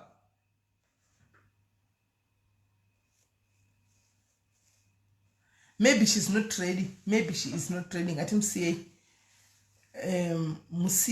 maybe she is not ready to talk about it. Maybe she's not ready. If she's ready, achafona. If can I have ready, achafona. Can I have ready, achafona. Guys, can I have ready, achafona? Right? Don't yazitanga tina. I think you can actually you saw how it is with these toxic parents, toxic mothers, mashuona, and it. Hello? Hello, Sis Melly. Mushe kanjani? Ndiri nani zvangu. Ini nangu Sis Melly alimbokunyepera. Ini ndaifana zvonzi ndokwanisa kuti ndaizviita. Ini ndaibva kwangu ndakasauraya kare kare. Why? Moses Sis Melly upenyu hwatinorarama isusu sevana chaiko chaiko. Hauna kutombomira mushe because of baba. Okay. Vari kubata-bata. Baba wangu anobata zvinotosvota. Ivo baba wangu namai wavo, baba vangu namai wavo. Hai. Hazvibatsire Sis Melly zvokuti vana tinogara vana chako chakoka. Hatidiwi pamba. awani hatitodi vanotanzi munoonesesa serebusana kainini havatombondifarira zvachose kubva pakafamba mama ine ndine 1 year 6 months mama wangu vachifa vamundo pavanonzi inini vakagwapera kuti mwana uyu vauya handitomudi ndobva vandisiyani vandatokukurirwana gogo mai vangu inini ndazokurawo ndokufamba nekudini ndopanozozoti baba wangu ininika kutondiramba kwavakaita ini vane zvangu vatondigadzira pandiri inini vaida kuti inini ndini ndaifanira kufa but zvakakuona zvozvo ndobva zvanovhiringa mama wangu inini mama wangu ndobva vafa ani mazvona so inini from there pandakanzwa nyaya dzavo dzekuti ndo zvavakaita kuti mai vangu vafi imagine sisimere kufirwa namai une 1 year 6 months voramba mwana ne1 year 6 months handivadi baba vangu handitovadi ndakatovavenga zvekutodaro kuvavenga chaiko handivadi zvachose. But do you talk? Nababa wangu handitaure nawe. Ivo kana mbotrayo kuda kuti vati mwanangu ndeipi? Ya, ivo ndo vakambodotaura neni ndikavaudza kuti nini siyana naineni. And kudhara? Manje ndakatovaudza kozi vangu vachitorwara. Vairwara ndobva vatanzi nditumirewo mari kuchipatara. Ndikati ko munhu wamushandisa mudoda akupe mari ei. Pihwa mari yenyu izvozvo zvamunotishandisa nazvo. Nditi. Vapindura kuti chi? Zvikanzi behavior yako. Ndonozvifunga izvozvo. Hanzi ndonozvikonzera? Hanzi ndonozvifunga kuti ndinokushandisa but handina daiwo vakanditanziwa unoshandisika ichi chaungatanzi ndinokushandisa chaunoshandisika ichipo uri ipapo. Hey. Yeah, pakaipa. Saka you don't want to have a relationship at all nababa. But are you sure Kola? Are you sure kuti ndibaba wako vari kuzviita? Are you sure ndibaba wako vari kuzviita Kola? Ndibaba vangu namai vavo. Makazviwana sei? SIS MELLY pekutanga chaipo pazvakaitika. Mai vavo baba vangu inini vanoti vane zvavanoita. Pakafa mai vavo mai vamai handiti. Vachifa ndobva baba vaonekwa black mambas mhunguriyari nemupurwa. Ndobva raenda kuseri kuna kwavigwa munhu kune kwakaiswa munhu ani kicheni kunoiswa munhu kuseri kwejera uku chitunda chiri kuseri handiti. Vanhu vangopurwa nenyoka ndobva zvaenda kuseri ikoko bva zvashaika zvatsakatikira ikoko. Iyo black mamba yoyo. Iyo black mamba yoyo. Nemupurwa. Ndobva zvatsakatikira kuseri ikoko. Ndobva vanhu vasitanda kufamba kuti chii kudini. Ndobva vachinzi zvinhu zvagogo vakazvisira mwana wavo musikana chirova mai vababa vangu nababa vangu inini. Because baba vamama vangu nababa vangu inini vanoirana zvekutodaro chaiko. Kumba chaiko tondokaenda kumusha haufaniri kutodya kumba kwagogo. Kungodya kumba kwagogo chete hawapuzi. Hwara nemudumbu kusvika mera. Hakuna anotombovada kana kawana. Tinonzi mupurwa makandida rinenge zidhanana rinenge zichii rinenge angati chikumupurwa ndingati kudiko rinenge zidhanana andishanda ndikatsanangura chikudini enenge mwana wegarwe kunge chigarwe chidiki chialligator exactly yo yeah sometimes if you know Kola. Yes, if you know, so we can't blame you. Sometimes stay away, keep your distance. Yeah, and I want to keep a distance. Worry, and none of us are away. And you don't bother. The day my no, there was a baba. Marito Raimunush. I deserve one pin. God. Aywa, ndakunzwisisa. Understand you. Because black mamba. Kuti ngavafi. Ndakatokwenya munhu nekasiyamwa ndikati dai zvaigona ipapa pakapa dai mwari wangotora. Manje munhu muro yafi zvokumhanya. Zvinonetsa manje zvinozondirwadza chinhu wani kana ndinobva washira kuti ngavafi. ndozoti futi kana kwashira kuti ngava pausiya asina kusunungura zvinobatsirei pamwana kufa kwacho ndokusunungura kwacho zvaida izvo nemunino wangu ari 26 munino wangu ari 26 haana kana mukoma haatomiswi zvachose murodi kana kumbofungidzirwa kunzi aonekwa akamira nemukomana pakuonapo hapana baba rudzivavo nakizori kushandisa maoko shame eish yanonda kuunderstanda caller. Understand you. Thank you very much caller. Thank you nekushare nyaya. Okay, sis Mary. What a sharp. Yo. Hello caller.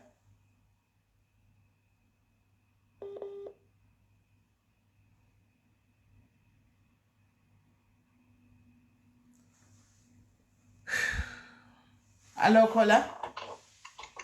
Hello Makadi, sis Melly. Ndiri right muri sei? Ndiri right. Ndangofuna kuti ndishare nyaya yangu ya mama wangu. Saka inini dad wangu akafa kudhara ndine 3 years. Vakaita zvekuzviuraya. Saka mama wangu pandaikura vanga vari right, she was a single parent but vaishanda vachiita zvese zvekuti takagara zvakanaka. But ini ndamu about grade 4, sister yangu bva azviuraya bva afa as well. Then ndamu form 4, sister yangu futi bva afa futi. Achinzi apoizenwa. Saka batasara tiri na mama wangu ipapo vandatokura. Then about 25 mva ndaroorwa. Saka pandakaroorwa ipapo ndikori kuna nongonamata. Ndaroorwa ndaiti ndakarara mubedroom nemurume wangu. Ndaitonge ndahafu zvaizvo twakuda kukodzira paipai. Pandaita kuona mama wangu achipinda asina kupfeka mubedroom imomo. Pampacho achipinda nemunino vasina kupfeka. It happened several times ichingozviona. But I couldn't tell my husband because zvinonyadzisa ungatori zvinhu zvakadaro kune murume wako apa wabva kungoroorwa. Then after some months murume wangu ndiye akatozongonditi zvandarota kana kuti zvandaona hazvinyatsotaurika asi rega ndingokuudza. Ndaita kunge ndaona mama wako achipinda muno mubedroom vasina kupfeka but vanga vachifosa kurara nini. Saka ndopandikabva ndatozomudza ndikati it's funny you say that because inini ndazvandaiona for the past few months ndichiramba ndichivaona vachitonga vari kupinda vasina kupfeka. Then murume wangu akandudza akati aiwa haticonfronte vabereki. Even mubereki achiita sei you honor your mother and father because hazvina kuti vanodii kana kuti muroyi kana kuti we don't confront because hatirwe nenyama neropa. Saka we just have to pray. Friends, we just have to pray. Saka taingonamata tichingotaura nawo as normal. One day vauyaumba kwedu vaitonge vakupenga sis Melly. Vatanga kungonditi iwe ndakakuvenga kuda kundiuraya. Nekuti ndakakuvenga nekuti baba wako vainditambudza ende vaindishungudza. Baba wako handitombofara kuonewo uchifara uchiita marriage yakadai. So unondifungisa baba wako endi ndakakuvenga dai wakafa nevakoma vako. Sis Melly imi munhu akangotanga kutaura ega. Ipapo ndandakatogara zvangu pasofa ndichiverenga bhaibheri ndine mwana wangu ari muchechi. Saka mumwe mwana wangu wethat marriage akafa ndakaita still birth. Vakatanga kuti hanzi futi mwana wako iye akafa ndindakamuuraya handitomboda kuti ufare mumarriage mako because iwo baba wako vaindishungurudza and you're just like your father. Inini ndine munhu ari right, ndindofanira kutoita murume akaita sewako akanaka kudai. Iwe haudeserve kufara and I'll make sure haumbofara mumarriage imomo. Sis Melly nemurume wangu takagara kudai takashamiswa takangovatarisa vachitaura vakataura for over 8 hours. Unoziva izvo zvinoitika ngemunigeria movie zviya zvokuti munhu anongotanga kukonfesa ega ndozvavakaita mufunge. Vakati chero iye mwana wakabata ndedototi afe futi because you don't deserve this husband who's too good for you. Because baba wako aindishungurudza iwe unofarirei mumarriage mako inini ndisina kumbofara. Saka basically mai vako vantori muroyi vantori nhikwi.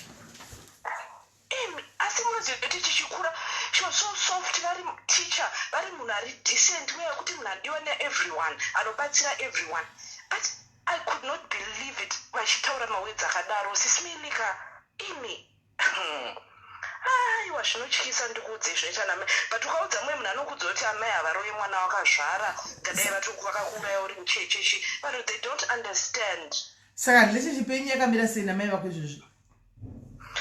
Ipapo vakuita izvo zvavo pavaitaura kudaro takatozongoti vanenge vaakupenga vatozoendeswa kumahospital zvemapenzi zviya vazoiswa pamedication and everything but from that time relationship yacho it's not even good zvaivayo sisimelly but zvakaitika I think 2013 but kutaura nawo ndakanamata kungoti mwari handizive but mwari akandibatsira kuti ndivaregerere but handivhistane navo handindomba kwavo iyo havo yekumba kwangu but tinotaura ukanzwa tichitotaura kana pafoni ka zvinenge chitotonga vanhu vari normal pasina kana problem but yekuvhistana navo kana chiyo vanhu vanotomboditi iwa wende unoona mai vakuinda vachi but handigoni kuzvitaura kuudza vanhu and people will never understand saka anotondiona unge pamwe ndakashata but because of the things that I have seen nekuzvinhu zvavakataura vega nemuromo wavo kasi sisimelly zvinotyisa.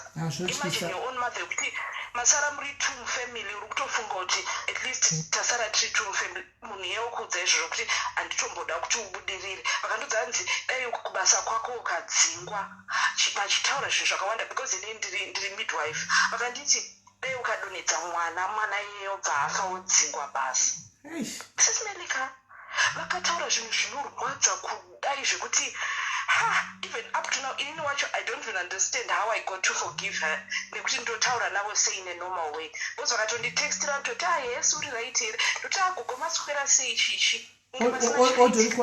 Hold on caller.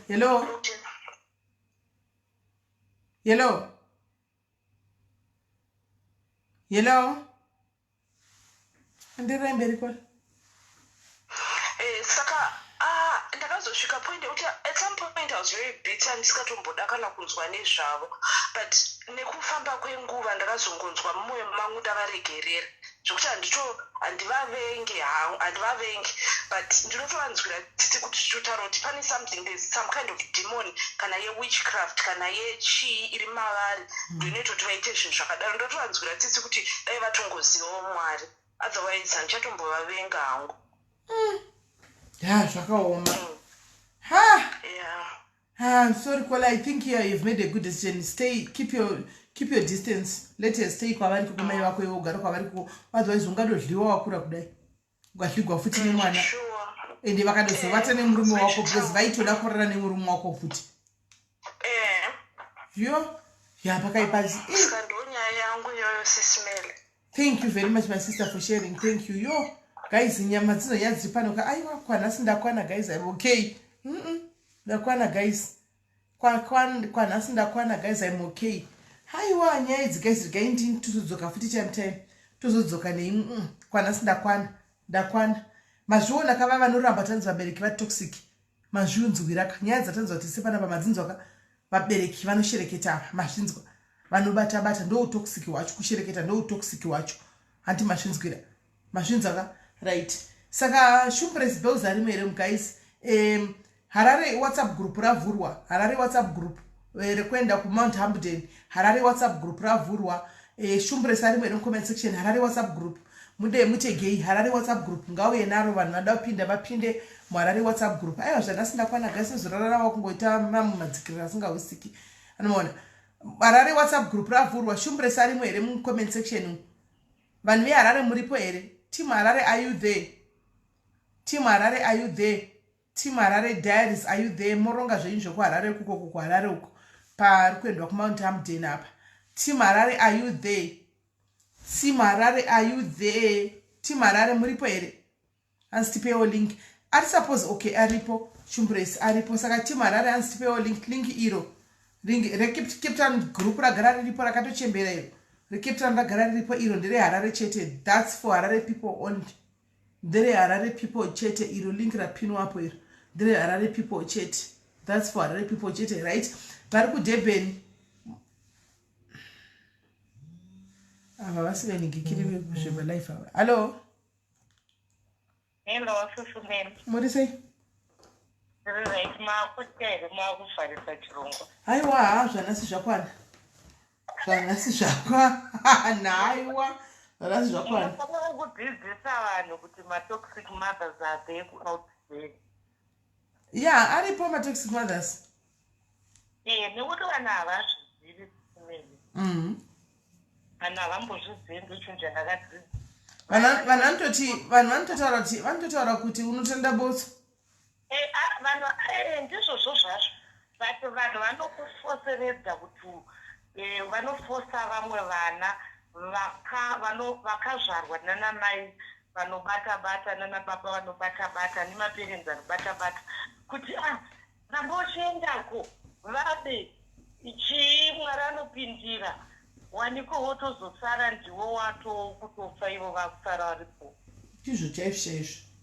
Ndizvozvo chaizvo. Saka sometimes chirongwa chenyu chakangonaka kuti muri kudzidzisa vanhu kuti vazive kuti ma-toxic mothers, parents, infact parents, variko. Variko? Variko zvokuti isatoti ngatichiregerei kuwedzera sesimeni zvavakutotya kudai.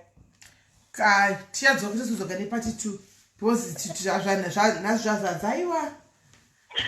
Ndanyanya kubatikana nemwana wekushandiswa kuuraya baba vake uyu. Nyanya kutondi nyanya kutondibata. But in short sisimeli inini pana umwe mai vaitamba naumwe mbuya vangu so. Mai avanga vari nesikugumo. Saka ndototaura hangu zita ravo because yanga iri friend. Ndoti zita ravo vainzi maibhule mai vavo. Mai vavo vakagara makore akawanda vasingadi kuona mai vavo. Mbuya wangu waigara wakabvunza kushamwari yavo kuti newe sei usingadi kuona mai vako. Achingoti handidi kungovaona. Saka one day akazomboti garai apa ndikuudzei zvakaitika. Ani mukunzwa sisimeli. Zvikanzi unoziva here kuti mai vangu ndakati ndaenda kujuti kuchipatara mumusi mbva vanorwara ndobva vadzoka kubakumba kwavo kwakuchiona mai vavo vakarara nemukwasha. Havakatorara nemurume wake zvani ani mazvona. Saka kubvira ipapo ini ndakamba ndadzidza kuti ukanzwa mwana anoti mai vangu handidi kuvaona unofanira kutozviandestenda kuti no pane something chinenge chakaitika chokuti vanhu ava vasapindirana. Vanhu tisapose vana kuti no unofanira kuona mai vako bhaibheri rakati ona your parents chichi. Vamwe vana mai vanenge vakasvikira pamwe pasingaiti sisimeli. Panenge pasingaiti zvokuti ukazoudzwa unzi ndafamba vakatorana nemurume wangu fungai kuti munofunga sei. Handiti saka chirongwa chenyu chakanaka chaizvo uda pati 2. Aiwa tichauya nayo muite muchitenga airtime yacho. Sharp. Right. Maiwa iyo akadzoka kawana mai vakati ngori mumachira nemukwasha nemurume wake. Mai mwana akati mumachira unohwase uriwo unohwasei guys. Wodzoka kumba kudai uchibva kubasa uona mai wako vatori mumachira kana totohwa zvinoizi mai mwana uri kunzoti ko chichi kuitika utonodai uona murume wako ari busy pamusoro pamai yako unohwasei. Unonzwa sei? Zvakaoma guys. Unonzwa zvakaoma. Saka guys Harare WhatsApp group ravhurwa Durban musi wa10 Haiti 350 only. Gadzirira get prepared. My numbers aripo pa flyer. You can call those numbers on the flyer and book yourself.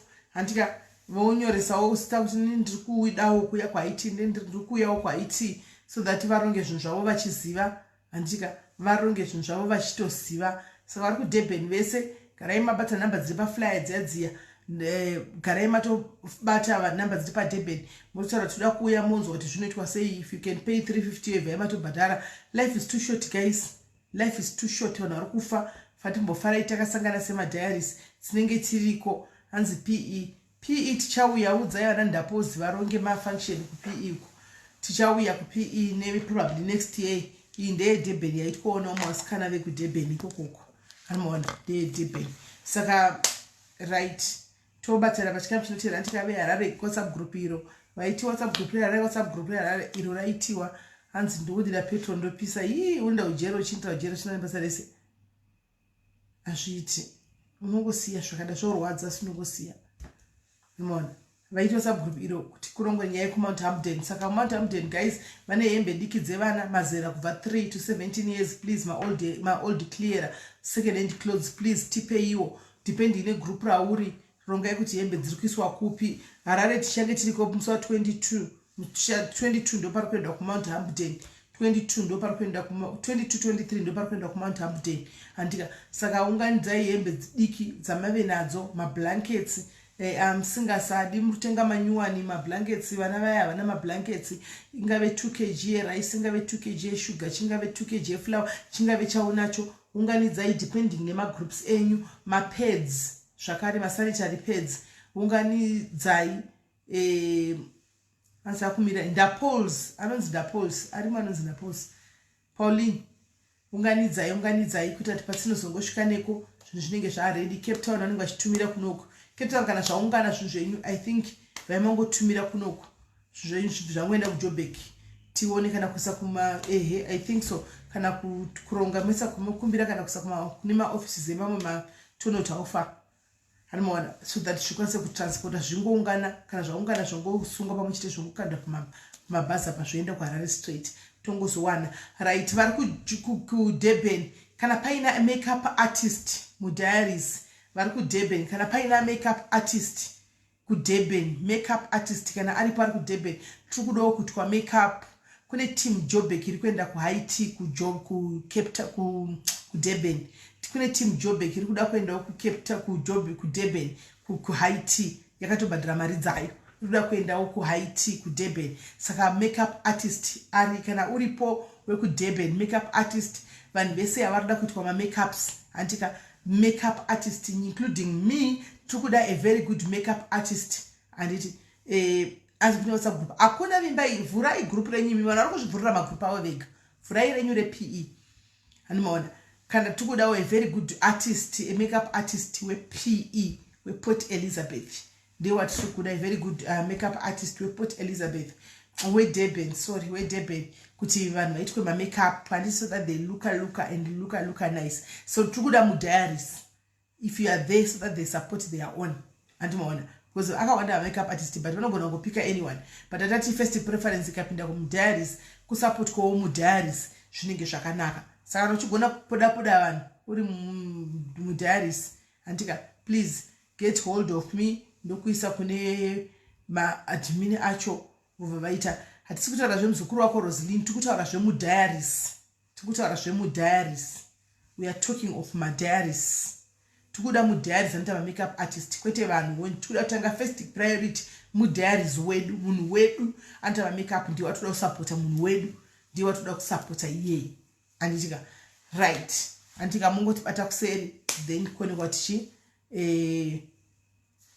hanzi siri kupolokwane hembe ndodzipani ndihe apolokwane ndibate kuseri tione kuti modzitumira sei kuna kuJoburg kune madhimini ekuJoburg ndibate tione tozitumira kuseri sei hanzi Rustenburg ririko but less activity group Rustenburg riripo less activity andinyanyoda kunyanyotambira group Rustenburg.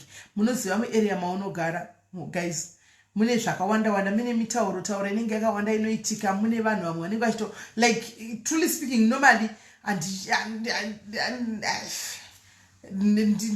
ndiri bo hangu like riripo group reRustenburg because I've got people varimo veRustenburg vamwe vekutoti madhayadhe kudaro but munongosara zvinoita guys muarea maunenge munogara munotoita vamwe vane godo moita vamwe vane jealous moita vamwe motaurika zvakawanda because you stay in the same town though musingagari mese musingazivani but motaurika zvakawanda handitode zvangu Rustenburg ikaita zvinhu zvayo inongoitawo zvinhu zvayo kune vachapindirawo zvinhu zvavo vari kwavari ikoko handika tinongoziva kuti ndivana nhingi pakati kwavo chinotongopindirawo kune ivava. Otherwise timu Rustenburg rakaindivheneta clear pano, timu Rustenburg pakaita dambudziko risiri remunhu ari mudhayaris pano padhayaris. Please don't tell me Clay, please do not tell me. Musandiudze pakaita dambudziko chero pakaoma sei remunhu asiri mudhayaris. Musandiudze ndokumbirawo timu Rustenburg, don't tell me.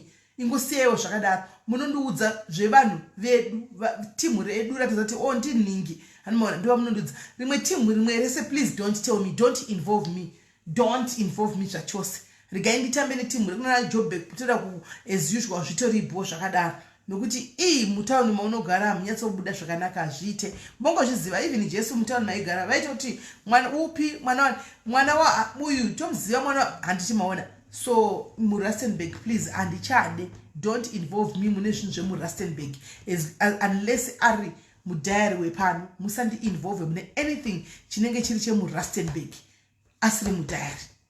Nemuya waMwari nemuya werinyarara tikasangana hello china kana pakata problem, please don't call me, don't give people my number, don't kuti fanira ingi, don't.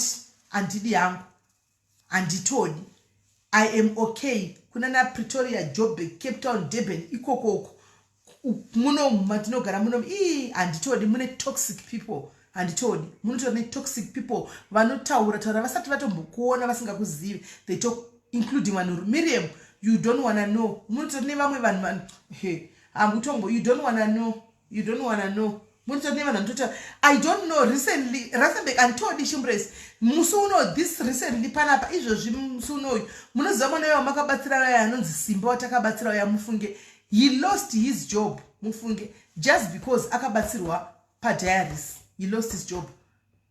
Andiziti vanhu vanenge vachifunga kuti anenge ane connection anzodi I don't know mufunge animona atitodi. Simba is okay though, he's okay zvake is okay.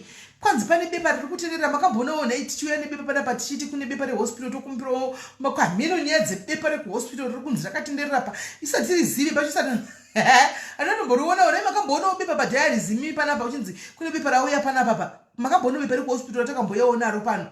Pane bepa rakatonzi kwai pane bepa rauya pano kwai rabuda nekupi nehamhino kwai nekumasaloni kwai nekupi. Nyaya yacho haina kana musoro autozive kwainobva chinobva nekupi china nekupi wotoona kuti this was a lie, a fabrication because hatina bepa rakamboya padiaris tikamboya naro pano kwai bepa rakashambadzirwa pano chinziona bepa iri rekuhospital pari kudiwa mari yekuhospital vanhu bvisai nei makamboonawo bepa pano imi taurai chokwadi makamboonawo bepa hapana bepa richakatomboona titombozivi nenyaya yacho yatitaurwa yechinzi yabuda nekuZimbabwe yazodi tikatoshayiwa ndikangoti kuna Simba you know what Simba siyana nazvo mira uko I mean these people they are out there to destroy mira uko just find something else to do. Zvinonetsa izvi chingosiyana nazvo izvi just ta zvinhu zvako ungosiyana newe zvonetsa because you see nyaya yacho ndeyekubikwa ndeyekunyepa ndeyekuchiya mheno kuti zvinenge zvichiitika or it's jealousy here pakabatsirwa one umwe anobva vaita mheno kuti chinombonyazoitika mheno zvinhu zvinombonyazoitika saka ndakaisona kuti no the best way maunogara you keep yourself. Indagara nditambire muRustenburg ndagara ndiri munhu asingatambire muRustenburg ndotambira uko saka muno muchikuziva kubva kunyaya yemagafa pepa mukuziva nyaya yemagafa pepa takambodedzwa angasitombori munhu ataiziva we went there trying to help nyaya dzemagafa dziya but makazoona pakupedzisira pakubuda dzimwe nyaya hamino magafa aya yakubudisa dzimwe nyaya dzasingahwisisi dzinofamba nekupi you know it ended up yatove personal grudge iviro riya ramai vaya ravatisingatombosiva takatotambisawo mafuta edu nemari dzedu tichibatsira yatove vasara vacho nemafriends yatove personal grudge pakuto you know you see it's confusion after confusion untonyazoona I don't need this saka muRustenburg andidi zvangu I don't want unless ari mudhayari unoziva kuti mudhayari chaiye ushu mudhayari ushu varipo madhayari etodaro vana CG Rosa uyo akanzi CG Rosa anzi agwara nhasi ndizvinodzinganwa ripoti mirai pasaidi munhu wangu I'll go and claim ownership kuti CG Rosa munhu wangu please mirai pasaidi because madhayari is die hard kubva wekutodaro animaona ndiyo ndingatomira and quite a few animaona vari muvana precious vandotoziva ndova ndinozvimbomirai kure ava vanhu vedu tinotomeka sure kuti yes kana chinzi haafi tiripo animaona kana kanzi haafa iwanonzi haafa haatamburi haaitibwi haaoreri muno mutiripo tinotomira but the rest please count me out I'm best okay living my life is very private kuRustenburg. Best living this private life like this. Ini mukundizere simeli maitanaka you are not in Rustenburg. Maitanaka kusumu Rustenburg. Varimo vepadairy church I know ndinovasiva. Shamwari yasimba Tinashi yes akadzoka. Tinashi akadzoka aripo and on his way back from home Tinashi akashayikirwa nemukadzi akaita futi accident nebhasi achidzoka but anakuvara zvake akadzoka achidzoka akaita accident achidzoka auto saka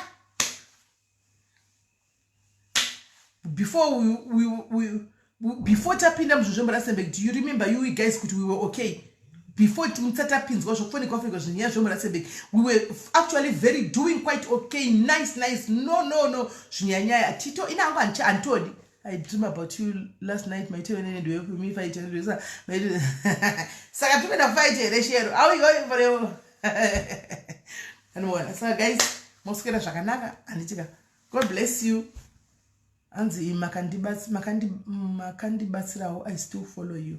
Noreen, are you in Rustenburg? I don't know you. Vane muno aunga toxic people but anyway munozosangana kumberi uko yakati extend again but baba kanza ndinakuvaona I think vemuRustenburg madad I will get to know them as the time goes on ndichavaziya because mazita nenchiwaziya vamwe ava please don't ever musatombope munhu kana kuti kwai siyai zvakadaro zvinhu vangoti yavanoita ikoko please don't ever involve me